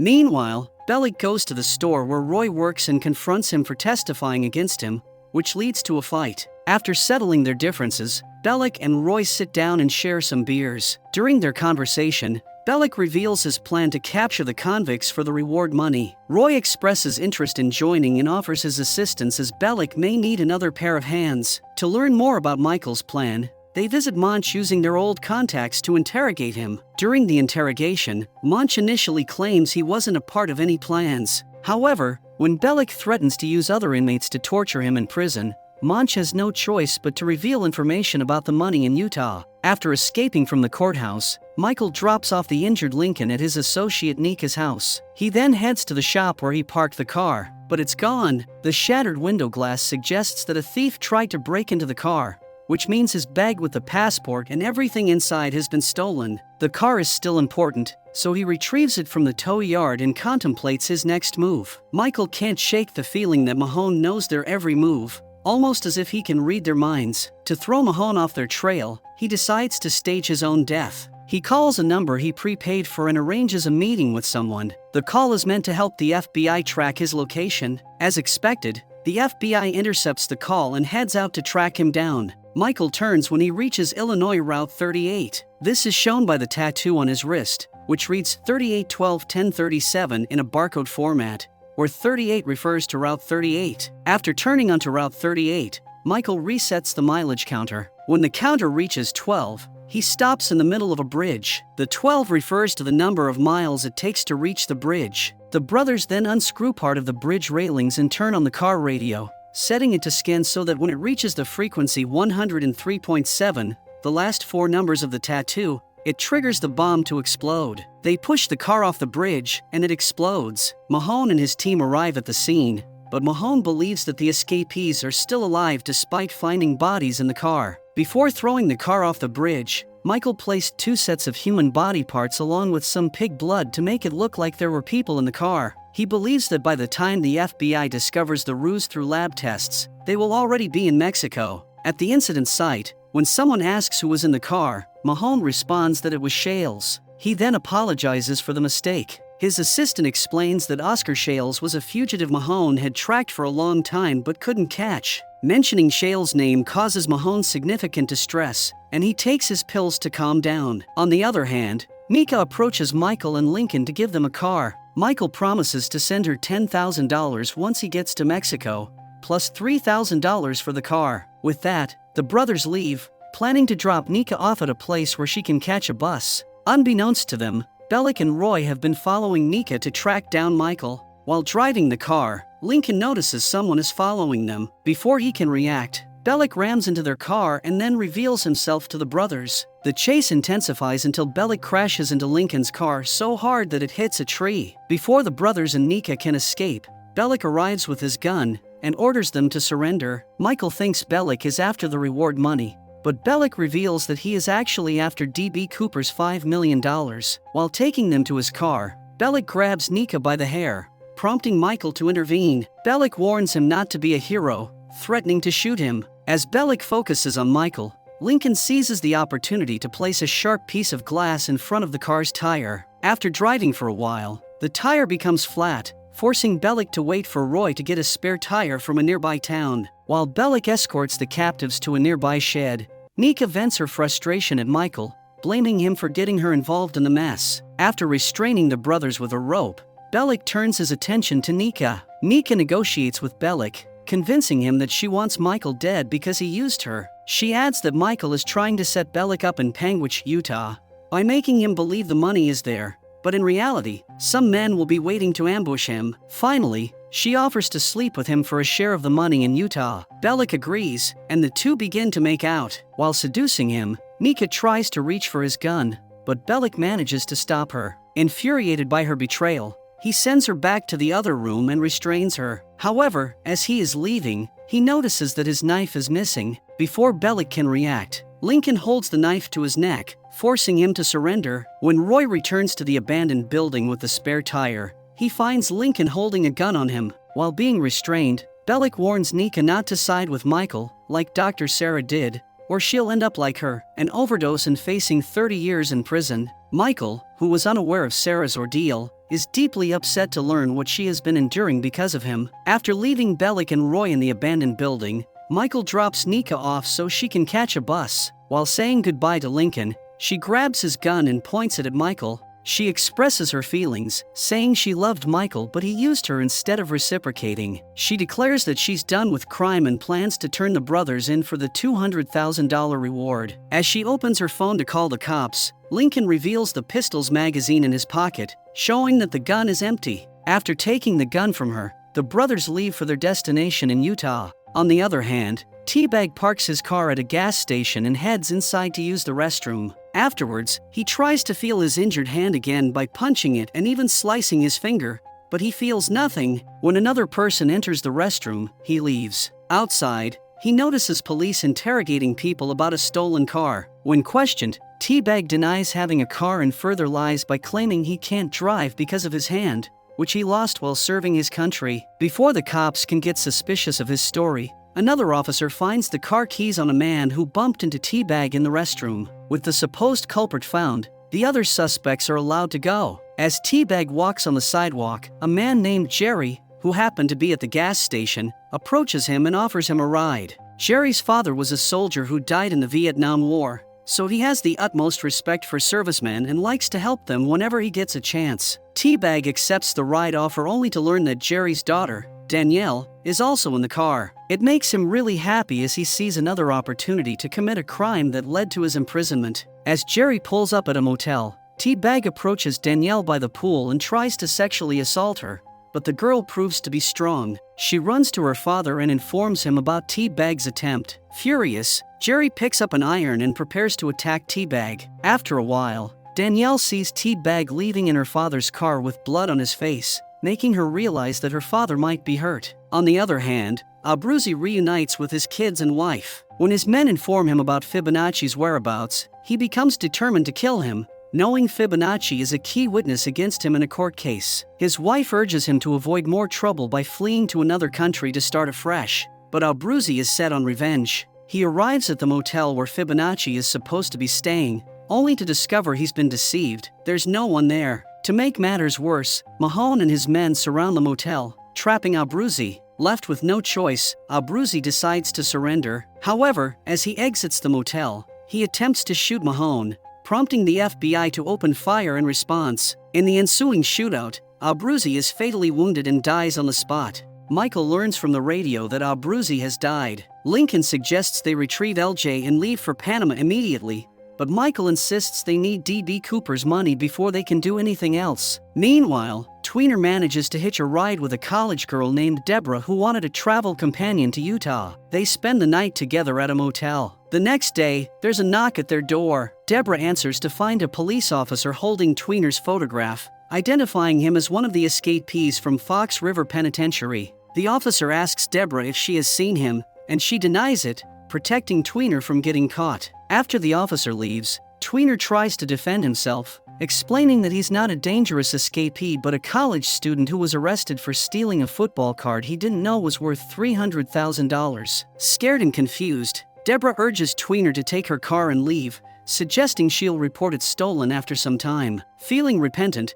Tweener reluctantly takes Deborah's car and dumps it somewhere near Utah. Soon, Michael and Lincoln arrive in Utah, but they struggle to locate any property named Double K Ranch. Meanwhile, T-Bag has also made his way to Utah. When he encounters Tweener, T-Bag forces him to work with him, saying that he cannot dig with one hand. Despite Tweener's disgust and reluctance, T-Bag threatens him into compliance. On the other hand, Michael and Lincoln visit a municipal building to inquire about the Double K Ranch property. They manage to locate the property but find that the map leading to it has already been torn by someone, complicating their search. As the brothers leave the building in disappointment, they spot T-Bag walking outside. They confront him and demand the map of the property. T-Bag reveals that Tweener has the map, and they are working together. After subduing T-Bag and locking him in the car trunk, the brothers set off to find Tweener. Meanwhile, Tweener visits a store to buy a shovel for digging. After the last customer leaves, he speaks with the store owner, who recognizes him as one of the escapees from Fox River Penitentiary. Without hesitation,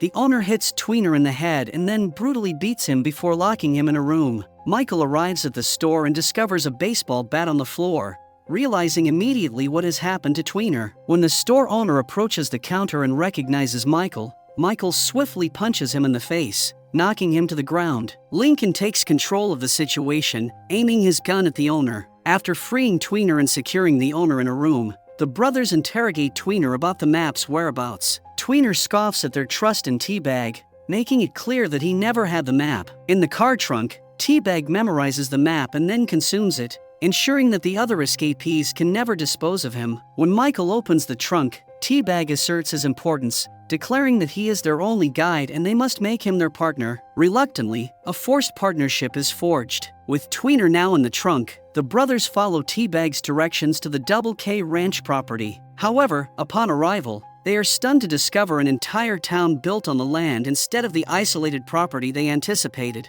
On the other hand, C-Note boards a train heading to Utah in pursuit of D.B. Cooper's stash. During the journey, he borrows a woman's computer to search for the map to the Double K Ranch, eventually drawing it on a page. His moment of success is short-lived when the conductor questions him about his torn ticket. This prompts C-Note to leap off the train into a nearby river to evade the police. Meanwhile, in the FBI office, Mahone deduces that instead of heading east, the convicts are moving west, likely towards Utah. When he discovers from a colleague that Michael's USB, retrieved from the river, contains significant data on D.B. Cooper, Mahone finally grasps that the convicts are targeting D.B. Cooper's $5 million stash located in Utah. Meanwhile, Sucre joins C-Note on his journey to Utah, deciding to travel together since they share the same destination. Sucre is motivated to assist C-Note because he possesses the map to D.B. Cooper's stash. On the other hand, the brothers continue navigating through the town but struggle to locate the Double K Ranch, frustrated by T-Bag's inability to remember the map.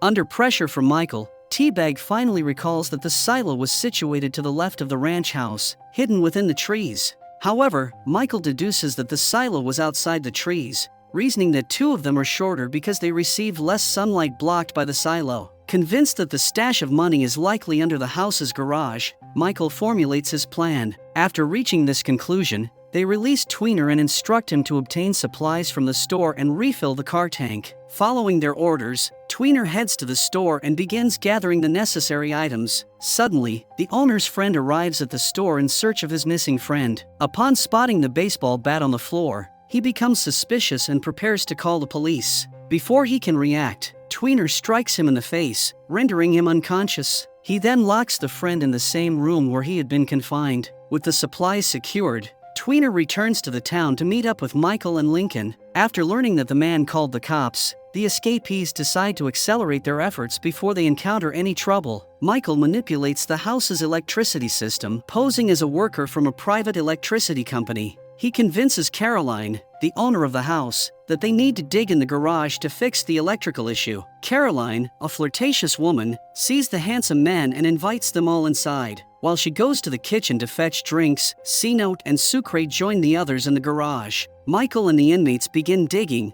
and T-Bag is assigned to keep Caroline distracted. Initially, Caroline flirts with T-Bag but eventually asks him to introduce her to his other friend, the one she is interested in. Feeling manipulated, T-Bag becomes increasingly furious. The escapees continue to dig in the ground without success. When Lincoln discovers that Tweener hasn't yet filled up the car as instructed, he sternly orders him to complete the task immediately. Meanwhile, Mahone monitors for any unusual activity in Utah. Upon hearing about the disappearance of two men, he investigates and arrives at the store, where he finds them bound and gagged in a room. The men inform Mahone that 3 of the escapees are currently in town. At the same time, Tweener, who was at the gas station, gets caught after the owner reports him to the authorities. On the other hand, Mahone interrogates the captured Tweener, pressing him to disclose the whereabouts of the other escapees. When Tweener refuses, Mahone opens up about his own past burdens, recounting how he once struggled with the weight of unresolved cases involving Oscar Shales, a man responsible for multiple deaths that Mahone couldn't prevent. He shares the haunting guilt of those lives lost under his watch. Mahone then shifts focus, detailing T-Bag's violent actions post-escape, including the murder of a doctor and a brutal assault shortly after breaking out. He warns Tweener that if T-Bag targets anyone else, the responsibility will lie heavily on Tweener's shoulders. On the other hand, The escapees soon locate the box containing D.B. Cooper's stash. However, to their dismay, Caroline's sister, Officer N, unexpectedly arrives at the house and discovers Caroline is held hostage by the Fox River Penitentiary escapees. Before she can react, Lincoln swiftly immobilizes her from behind and disarms her. After securing both women to chairs and gagging them, Michael apologizes for their predicament and assures them they will be freed soon. With that settled, he joins the others in digging. As everyone works, T-Bag lounges in a chair, absorbed in reading books. Suddenly, Lincoln hears breaking news on the radio. All charges against LJ have been dropped due to the disappearance of crucial blood evidence and the murder weapon. Hearing that his son LJ is scheduled to be released in Arizona, Lincoln decides to go and retrieve him. Michael, however, urges him to reconsider, emphasizing that they are very close to leaving the country. Despite Michael's plea, Lincoln remains determined to reunite with his son. Understanding his brother's resolve, Michael supports Lincoln's decision and bids him farewell, directing him to meet at their planned location. Meanwhile, Tweener, feeling the weight of his predicament, finally breaks down and agrees to cooperate with Mahone. A microphone is discreetly attached to him so Mahone can listen to him. Tweener leads Mahone to a house that happens to belong to Deborah. Grateful for her assistance back at the motel, Tweener thanks her and expresses his intention to stay in touch through letters while he serves his prison sentence. Upon realizing he had been deceived, Mahone exits the car and rearrests Tweener. Enraged by the boy's deceit, Mahone admits to him that Oscar Shales didn't disappear, he killed him. Following this revelation, Mahone fires multiple shots at Tweener, resulting in his death. To justify his actions as self-defense, he places a pistol in Tweener's hand to make it appear as if Tweener had initiated the attack. Meanwhile, Sucre hears on Officer N's radio that Tweener has been arrested. Rushing to the garage to share the news, he discovers T-Bag and C-Note in a violent altercation. In the chaos, he notices some papers, leading him to uncover a stash of money. The escapees are ecstatic upon finding $5 million that could transform their lives. However, Sucre, inspired by Officer N's words to set things right, becomes resolute. He holds everyone at gunpoint and demands they hand over the money. The inmates threaten Sucre, warning him that they will track him down and leave him with nowhere to hide. Disregarding their threats, Sucre grabs the bag of money and escapes from the house. The sudden turn of events disturbs everyone, especially Michael, as they all needed the money to disappear safely. Before leaving the house, Michael first cuts the hostages' ropes, though it will take them an hour to fully free themselves. Before leaving, he intends to turn T-Bag over to the police to correct his mistake. However, when he sprints to the garage, T-Bag is nowhere to be found. C-Note manages to escape before the police arrive, prompting Michael to seize Officer N's radio and flee the scene himself. Michael sprints through the woods and discovers Sucre there with the bag, attempting to start his motorbike. It becomes clear that Sucre and Michael were partners all along, and Sucre's actions were part of their prearranged plan. Delighted about the money, Sucre explains to Michael how they will divide it. He also intends to send a portion to C-Note. However, upon opening the bag, they are stunned to find books inside. It turns out T-Bag had outsmarted everyone. While the others were occupied digging, he had filled a bag with books to deceive them. When Sucre demanded the bag, T-Bag gave him the one with books and kept the real money for himself. Now, T-Bag is the sole owner of the $5 million.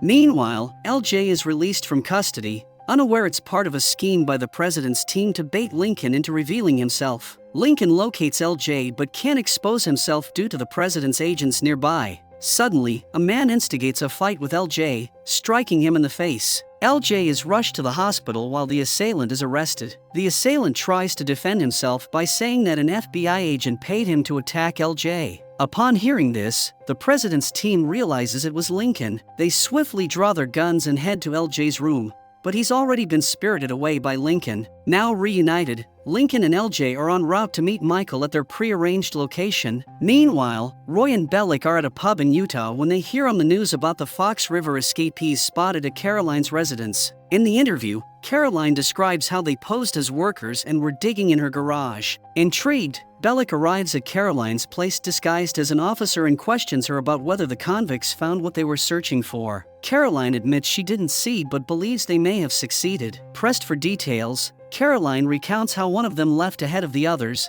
and the rest followed later. She mentions that T-Bag departed last, carrying her sister's backpack, and paid her $100 for repairs. Bellick realizes Teabag is the one with the money. Insisting they need evidence, Bellick and Roy leave to track down Teabag with that note. As the FBI intensifies its search for the escapees, Paul Kellerman, a Secret Service agent loyal to the president, conducts his own investigation to ensure Lincoln's capture and demise. Instead of directly joining the manhunt for the Fox River 8, he opts to track Sarah Tancredi.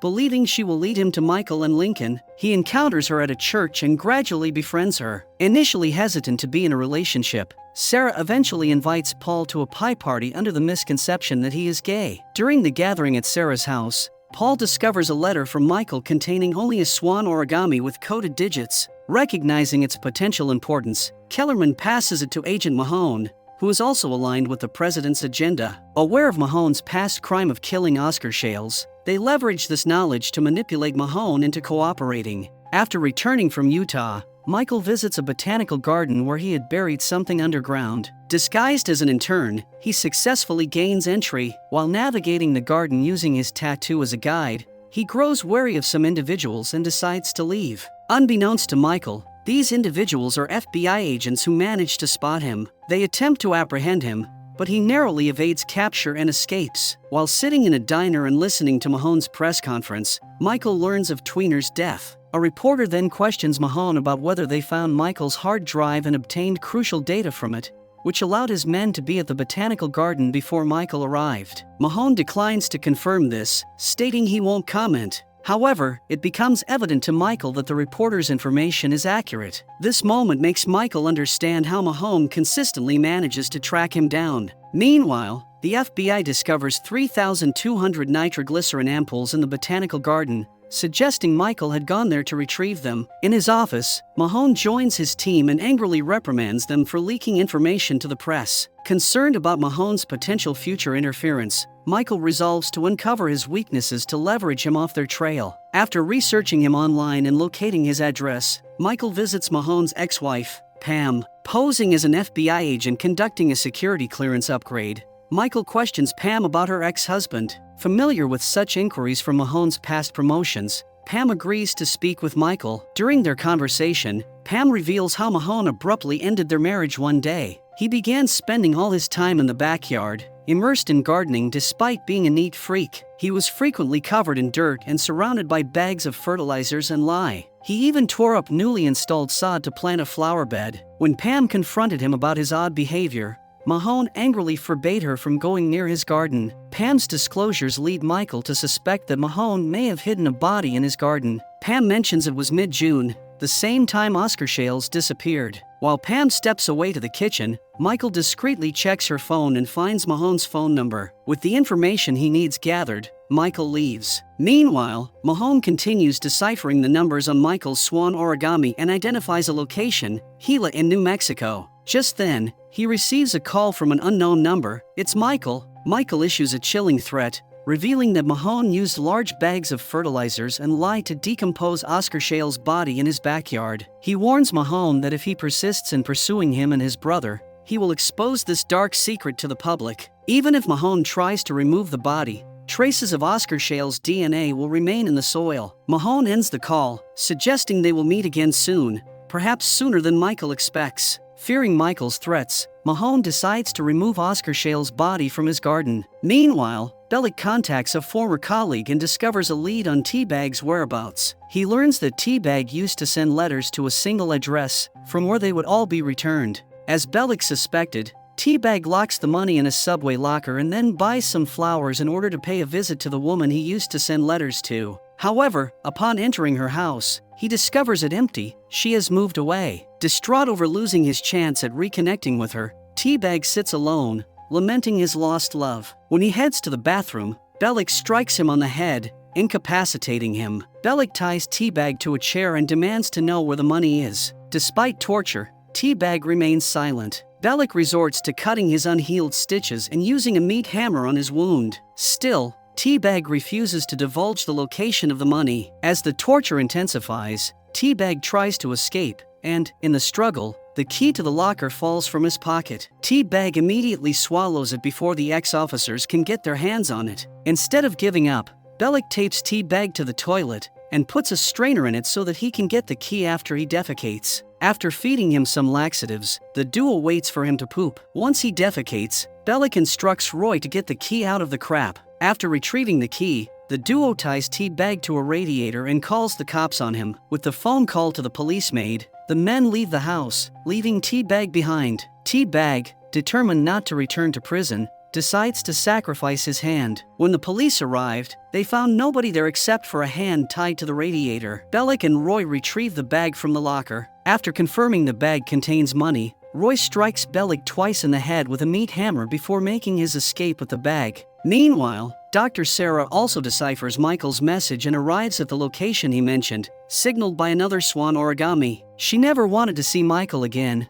but circumstances worsened for her. She denied her involvement in helping the escapees at her father's request, which resulted in her release. However, when her father saw Kellerman in her house and later at the White House, he began digging into Lincoln's case. Consequently, he was killed, and apparently, he had something that the president's men now think Sarah possesses. This is the reason they tried to kill her, but she managed to evade death twice. The situation left her with no other option but to hear what Michael had planned. In the present day, Michael arrives and apologizes to Sarah for the hardships she's endured because of him. He explains his plan to flee to Mexico and then Panama. Sarah, however, isn't swayed by the idea of living a life on the run from authorities. Before they can delve deeper into their conversation, they spot a car approaching. It is Mahone. They quickly retreat into Michael's car, but with only one exit available, they must maneuver past Mahone's vehicle. The cars race towards each other head-on, and Michael narrowly manages to evade Mahone. The pursuit intensifies until both vehicles crash near a factory. Michael and Sarah quickly exit the car and take refuge in the factory,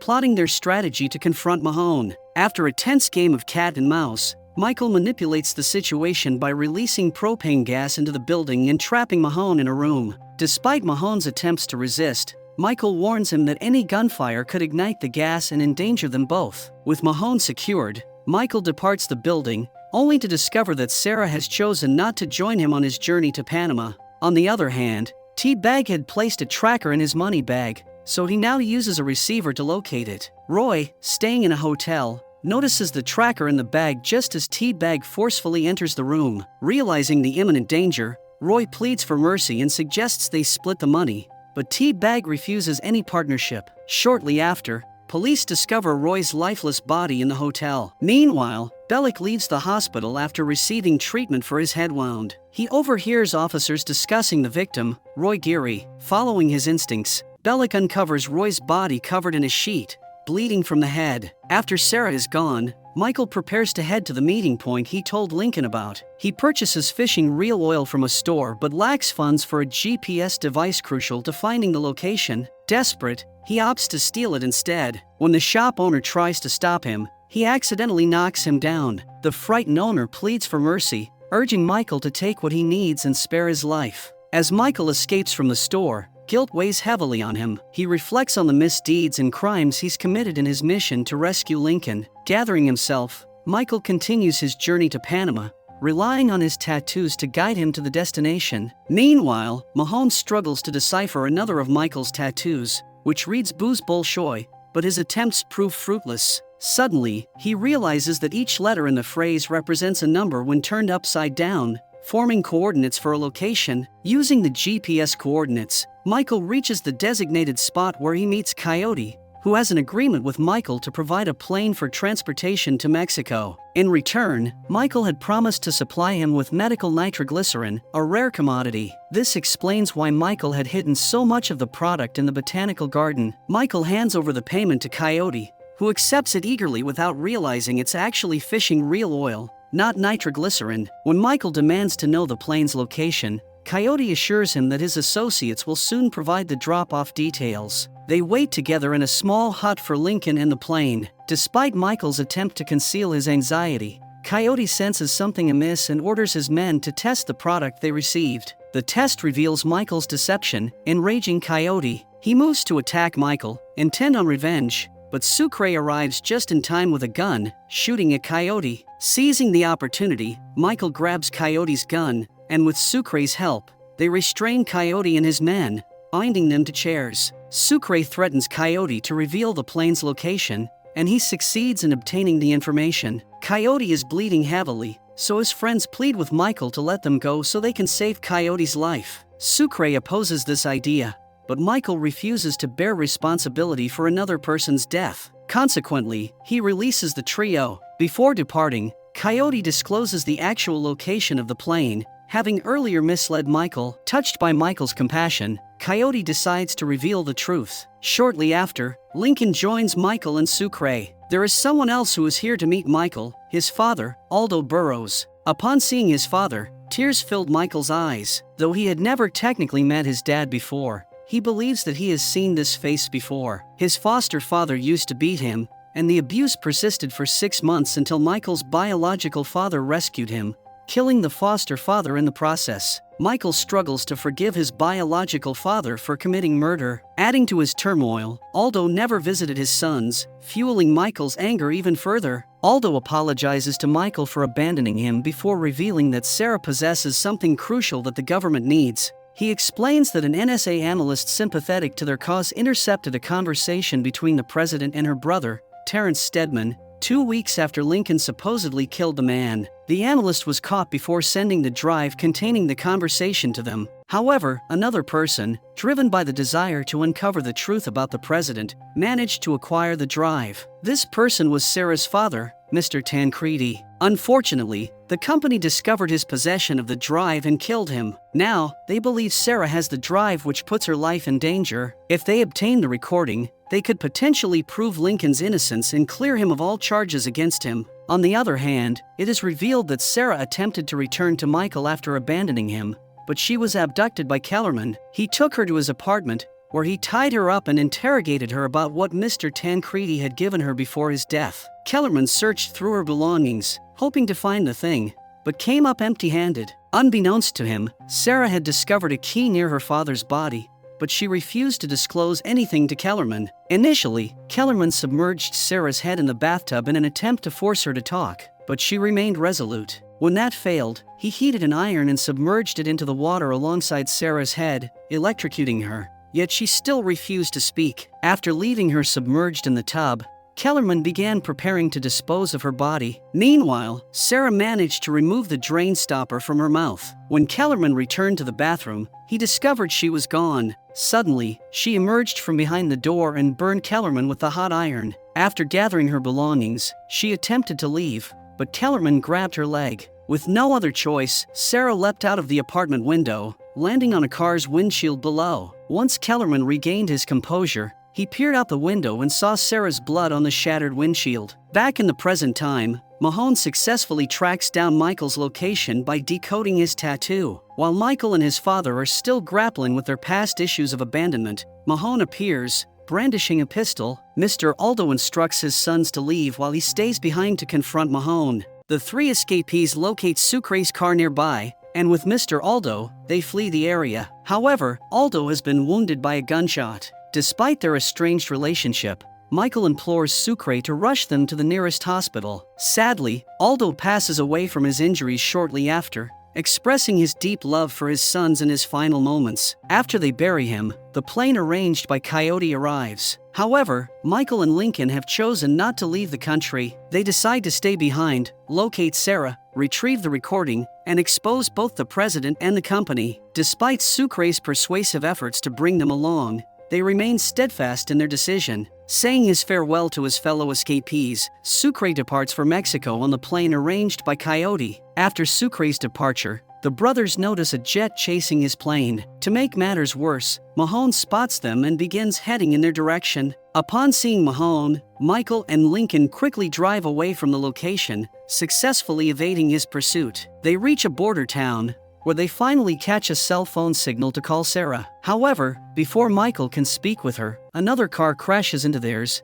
causing it to burst into flames. It's Mahone, and he's been tasked by Miss President to eliminate the brothers. However, before he can act, a United States Border Patrol team arrives on the scene, ordering everyone to disarm. Unable to carry out the execution in front of witnesses, Mahone decides to surrender. The brothers are arrested and taken to a nearby police station. Miss President's right-hand man, Bill Kim, calls Mahone and orders him to execute Lincoln immediately. Mahone hesitates, citing the presence of police officers, but Bill Kim threatens him, insisting that he follow through or face consequences. The next day, the brothers are scheduled to be transported to Fox River Penitentiary. Mahone requests to accompany them, asserting that they are his prisoners. The officer responds that he will follow protocol, so he cannot let Mahone into the transfer vehicle. However, Mahone can ride in the chase car instead. The following day, 6 cars and a transfer van leave for Chicago with Lincoln and Michael on board. Bill Kim seems angry because the brothers, who are a threat to their administration, are still alive. It turns out that there is someone superior to the president from whom Bill Kim takes orders. Just then, Kim receives a call from Kellerman, whom he had fired after losing Sarah. Kellerman has already planned everything to take down Lincoln and his brother,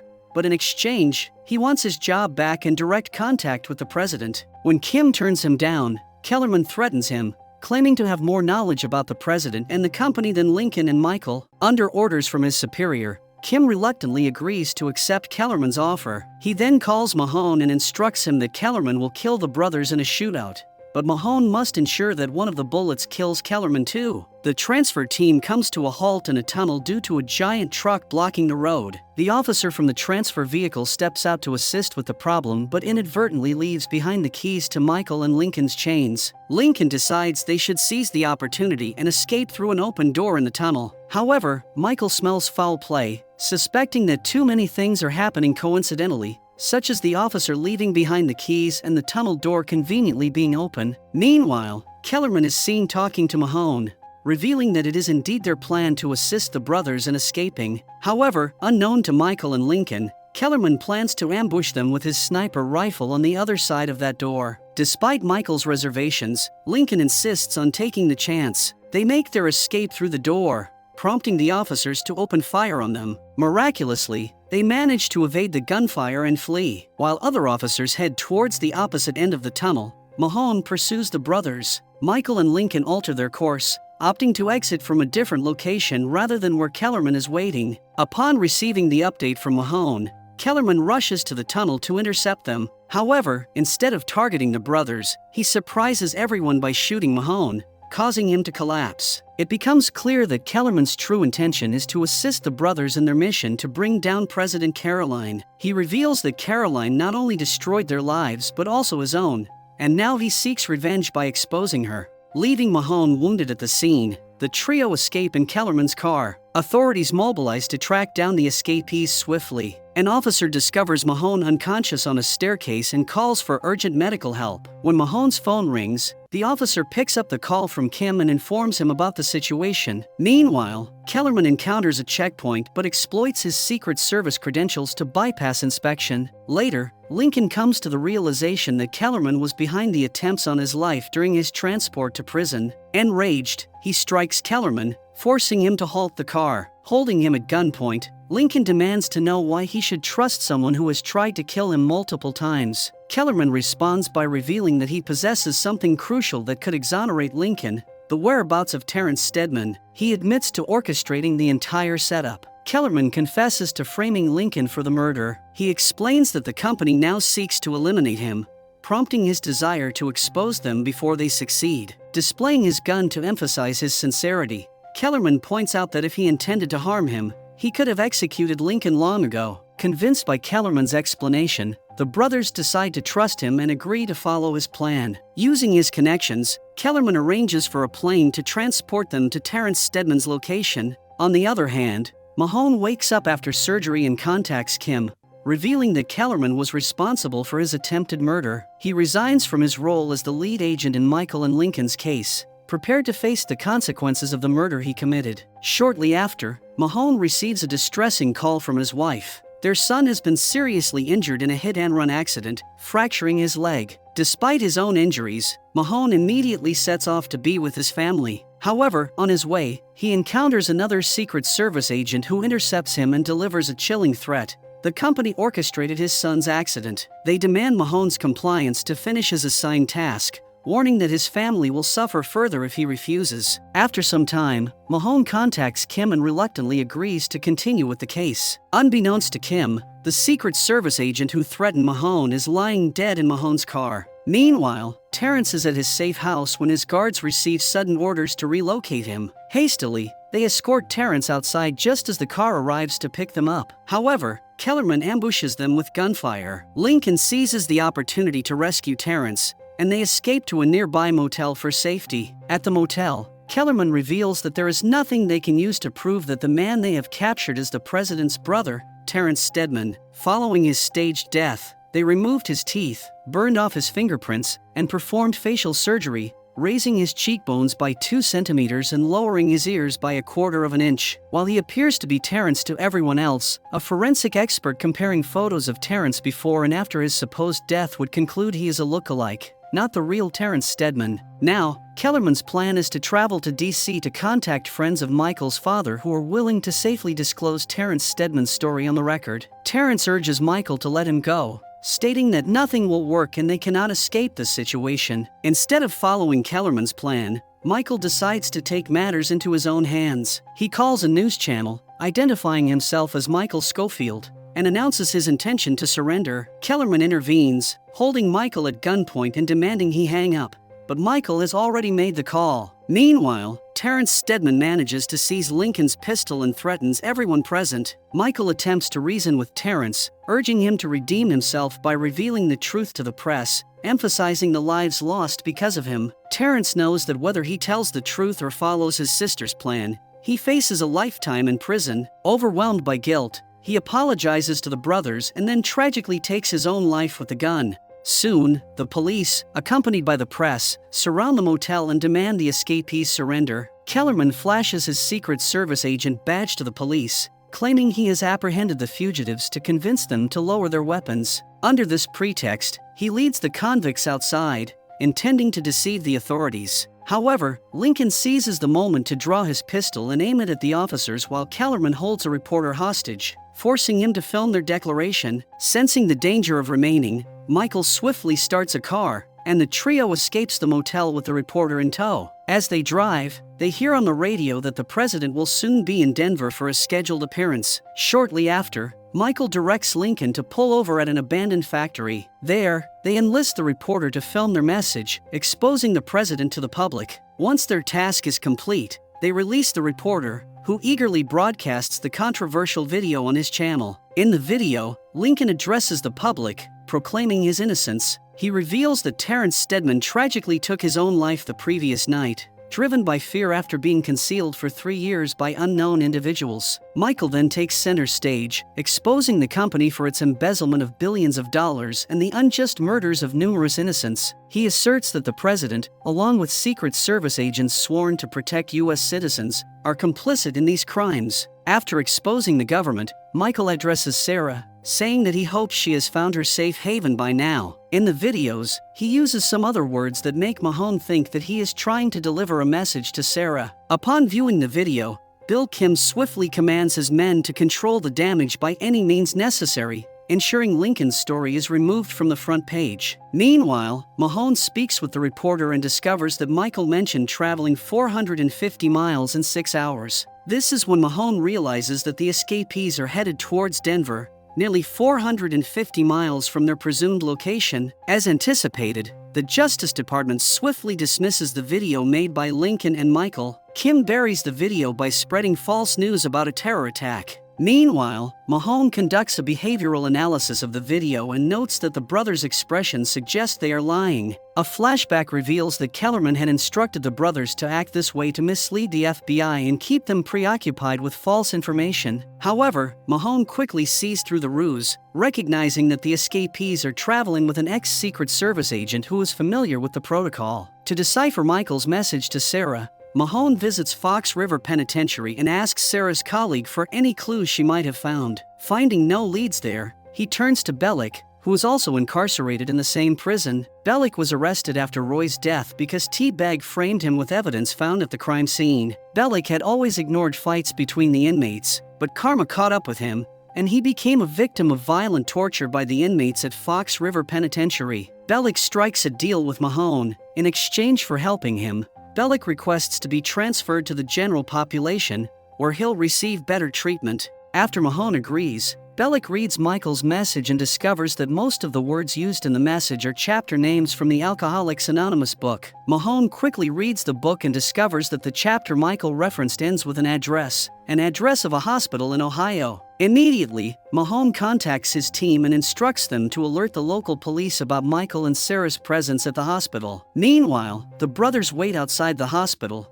but Sarah is nowhere to be seen. Suddenly, the receptionist announces over the microphone that there's a call for Michael. Rushing to the reception table, Michael answers the call. It's Sarah. She explains how she was on her way back to him when she was kidnapped. When Michael asks about what her father gave her, Sarah reveals it's just a key. Determined to find out what the key unlocks, they agree to meet up again. Outside the hospital, Kellerman receives a call from the president. She apologizes to him for abandoning him but expresses her desire to make amends. She proposes that Kellerman bring the brothers to her and he will get his job back. The next day, Sarah is finally reunited with Michael at a train station. However, her shock deepens when she sees Kellerman there. Upon learning that Kellerman had tortured her and attempted to kill her, Lincoln grabs him by the throat, demanding to know why he never disclosed this information. Kellerman confesses his wrongdoing but then reminds the brothers that they still need his assistance to bring down the president. After the brothers calm down, the group boards the train to Chicago, heading for a private cigar club where Sarah's father was a member. The key she received unlocks a locker there. During the train journey, Sarah attempts to exact revenge on Kellerman by strangling him with a rope, but Lincoln and Michael intervene swiftly, stopping her. Upon arriving in Chicago, Kellerman receives another call from the president, urging him to bring the escapees to her. Reflecting on how Kim mistreated him and never allowed him to speak directly to the president, Kellerman becomes suspicious. He questions the president about where they went on his 35th birthday. The president tries to avoid the question, leading Kellerman to realize that someone else is using a device to mimic her voice. It was all part of Kim's plan to lure Kellerman and the escapees into a trap. On the other hand, Haywire commits a murder near the location where the president is scheduled to deliver a speech. This prompts authorities to pressure Mahone to capture Haywire before the brothers. Reluctant to divert his attention, Mahone enlists Bellick to handle the task discreetly, promising to clear all charges against him in exchange for his cooperation. Bellick accepts the offer, receiving a car, a pistol, documents, and an FBI badge to track down Haywire. He visits the girl whose father was killed and inquires about the murderer. Despite knowing Haywire's whereabouts, the girl refuses to betray him because he helped her escape from an abusive father. However, when Bellick threatens her, she reluctantly complies and reveals Haywire's location. Bellick quickly tracks Haywire down at the seaside,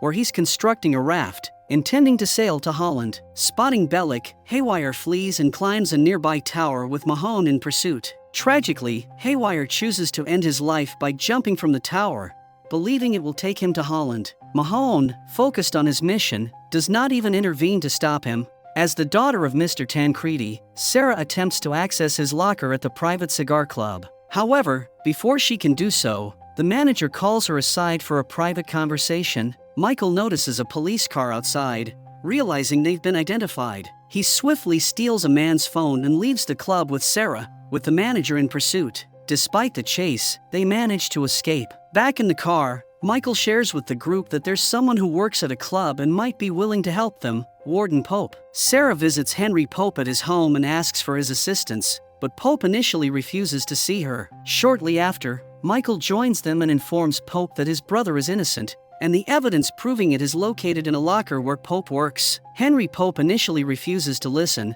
but Sarah persuades him by revealing the key and explaining how her father was murdered while investigating Lincoln's case. After much convincing, Pope finally agrees to assist Michael. Meanwhile, Bill Kim learns about Michael and Sarah's presence at the club. As Michael and Sarah drop Henry Pope off outside the club, Michael and Kellerman observe from above. Pope Henry enters the club and opens Tancredi's locker, finding an envelope containing a drive inside. As he heads towards Michael's car, Bill Kim arrives and confronts Pope Henry with threats. Michael and Kellerman swiftly leave the rooftop to assist Pope Henry. When Kim continues threatening the old man, Michael takes decisive action, ramming his car into Kim, giving Pope Henry the opportunity to escape into the vehicle. Michael incapacitates Kim as retribution for ruining his life, then joins the others in the car. Kellerman rushes towards them, but the group drives away without him, unable to trust a former Secret Service agent. When Michael drops Henry Pope off at his house, the old man hands Michael the drive he retrieved from Tancredi's locker. Michael gives the drive to Lincoln and asks him to leave. It turns out that Michael had struck a deal with the Pope.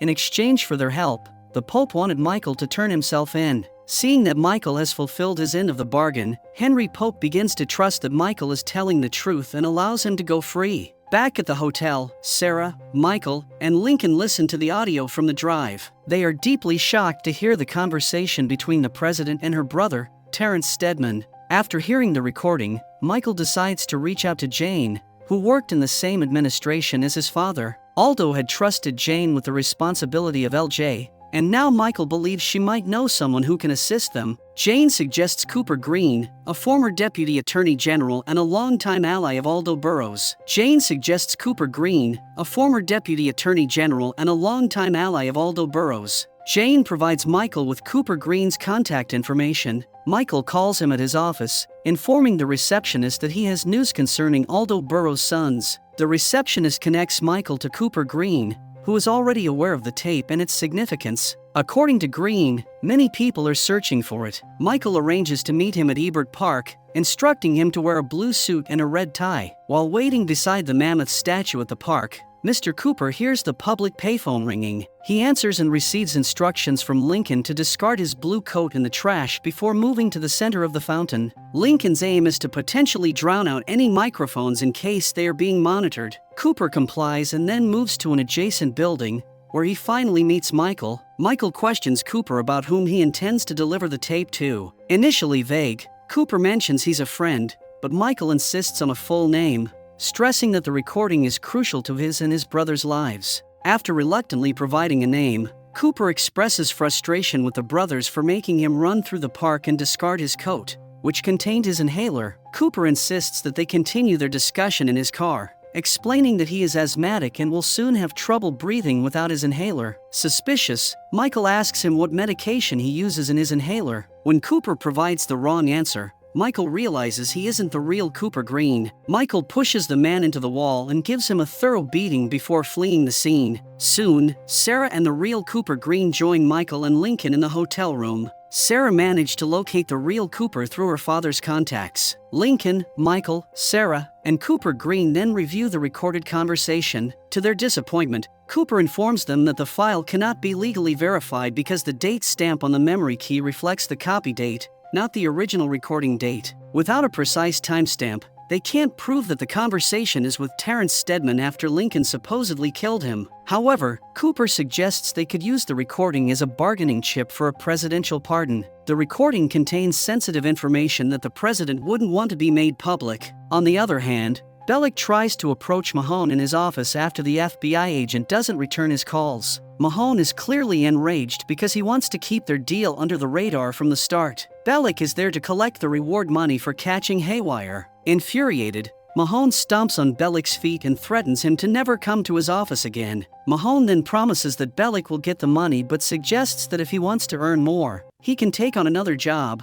catching Sucre in Mexico. Sucre has reunited with Mary Cruz, who traveled to Mexico alone for her honeymoon after rejecting her husband at the altar. Meanwhile, Teabag has an appointment with a psychiatrist, where he shares some of the burdens weighing heavily on his heart. After pouring out his feelings, he kills the psychiatrist and heads to the airport, planning to leave for his favorite destination, Bangkok. Since there is no direct flight to Bangkok, he opts for a flight with an international stop in Mexico. At first, he is reluctant to give up his bag, but the staff informs him that it's well over the weight limit for carry-on. With no other option, he lets go of his bag and, fortunately, avoids getting caught. Interestingly, he ends up on the same plane as Bellick, who is heading to Mexico to catch Sucre. Meanwhile, Kellerman plans to take his revenge on the president by assassinating her in Denver. He positions himself in a building directly opposite the location where she will be delivering a speech. As the president arrives, Kellerman takes aim with his gun. However, before he can pull the trigger, he sees Michael shaking hands with her, appearing to pass something discreetly. The FBI,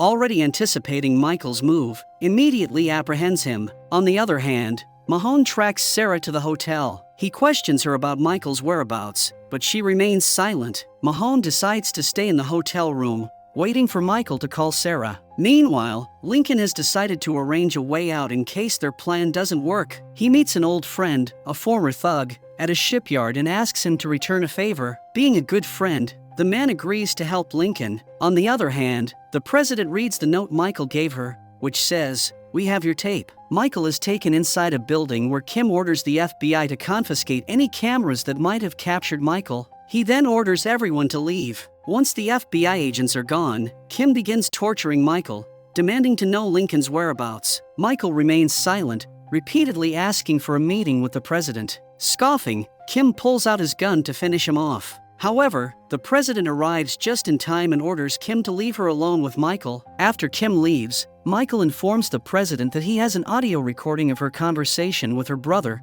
Terrence Stedman. He explains that he has hidden 20 different copies of the audio in 20 different locations. Michael threatens that the tape will be revealed to the public unless she grants Lincoln and him a full presidential pardon. Before agreeing to any deal, the president demands to hear the recording. Michael calls Lincoln, who plays the tape for her. As they listen, it reveals a conversation between the president and her brother, where they discuss faking his death and framing Lincoln. Most shockingly, the recording insinuates an incestuous relationship between the president and her brother. Shocked, the president asks Michael if her brother's act was quick and painless. Michael accurately describes the circumstances of Stedman's committing the unthinkable, providing her with the details. After explaining the extent of the company's power, the president describes herself as a pawn, emphasizing that much of it is beyond her control. Despite this, Michael insists on a presidential pardon today, to be announced verbally on the news. Moreover, she has to release him immediately. Reluctantly, the president agrees to Michael's demands. When Kim discovers the deal, he confronts the president, arguing that she cannot grant the brothers a presidential pardon. However, the president asserts her authority and decides to release Michael,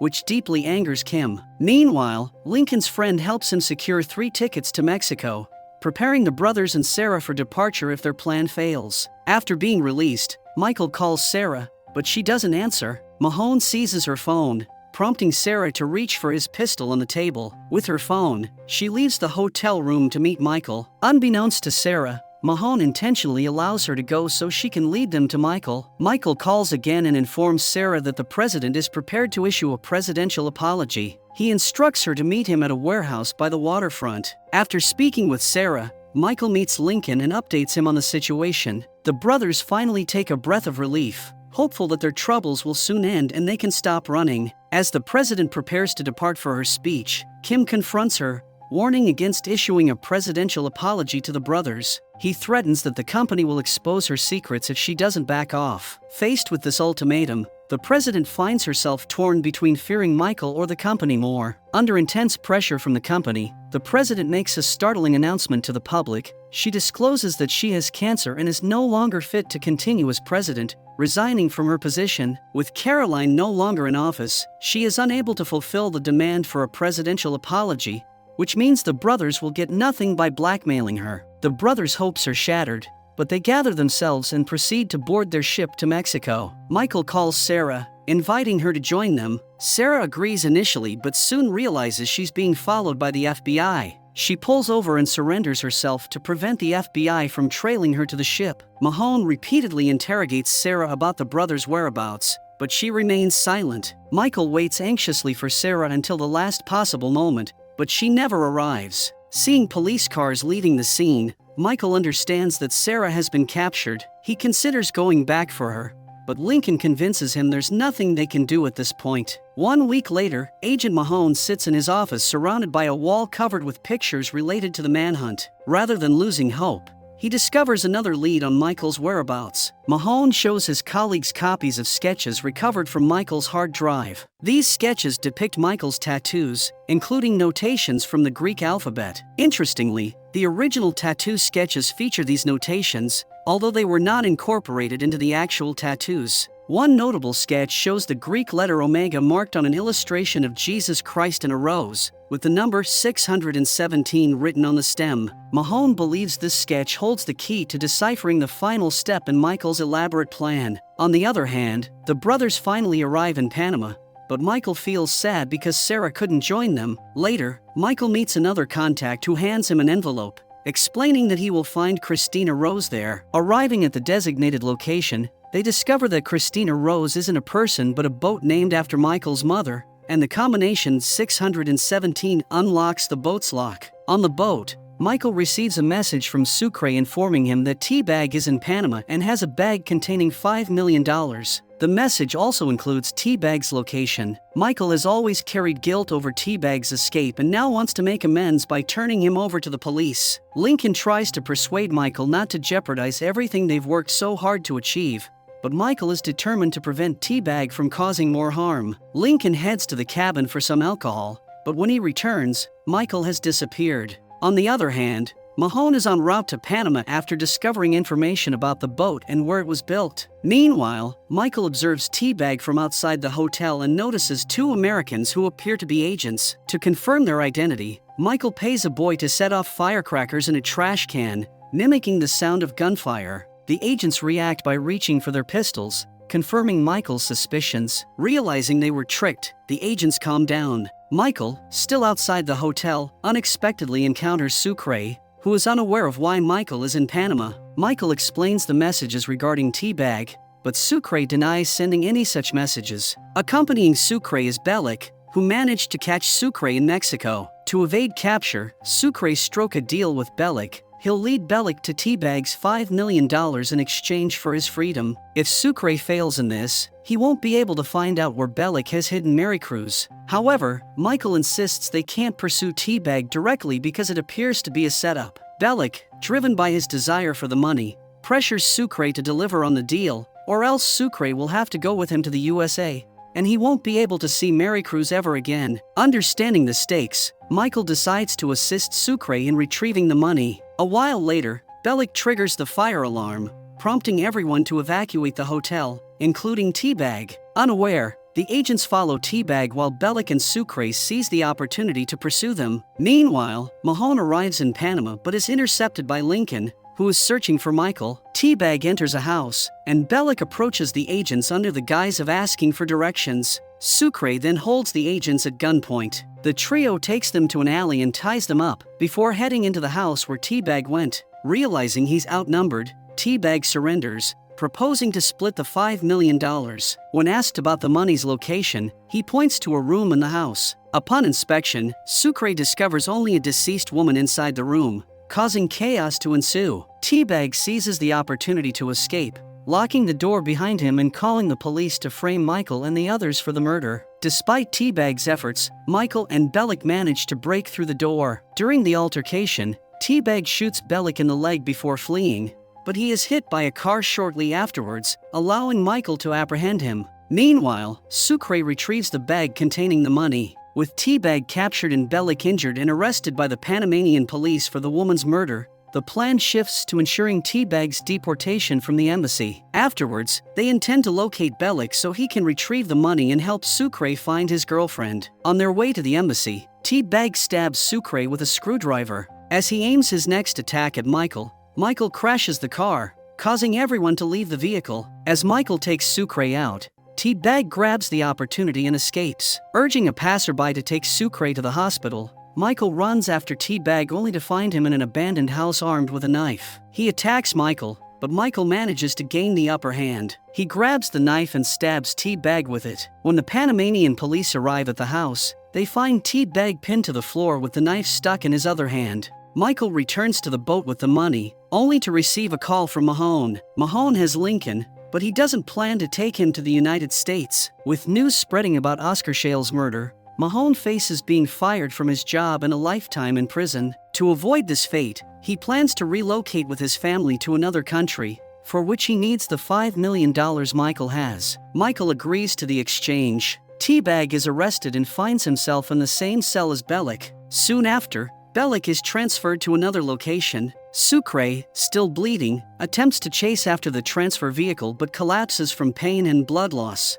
With Bellic gone, he's unsure how he'll find Maricruz. Soon, Michael joins Mahone in the warehouse, where he has handcuffed Lincoln to a pipe. There, he calls the local police and reports that 2 American men have killed an Asian man, intending to kill Kim and frame the brothers for the crime. Shortly after, Kim arrives at the warehouse only to be confronted by Mahone holding a gun. Suddenly, Kim's men storm into the warehouse, initiating a shootout. Michael and Lincoln seize the opportunity to escape with the money. Later, Mahone departs in Michael's boat, which he had earlier instructed Michael to arrange. At another dock, the police approach Mahone and inquire about the ownership of the boat. Mahone admits it's his boat but is taken aback when informed that there's a report of illegal trafficking involving the boat. He is confident there's nothing illegal aboard. However, he is shocked when the police discover cocaine hidden on the boat, leading to his arrest. Unbeknownst to Mahone, Michael had enlisted the help of a local boy involved with a drug dealer. Michael paid the dealer for the cocaine and used it to frame Mahone for drug trafficking. He also provided funds to the boy to purchase a boat for them. Upon seeing the boat,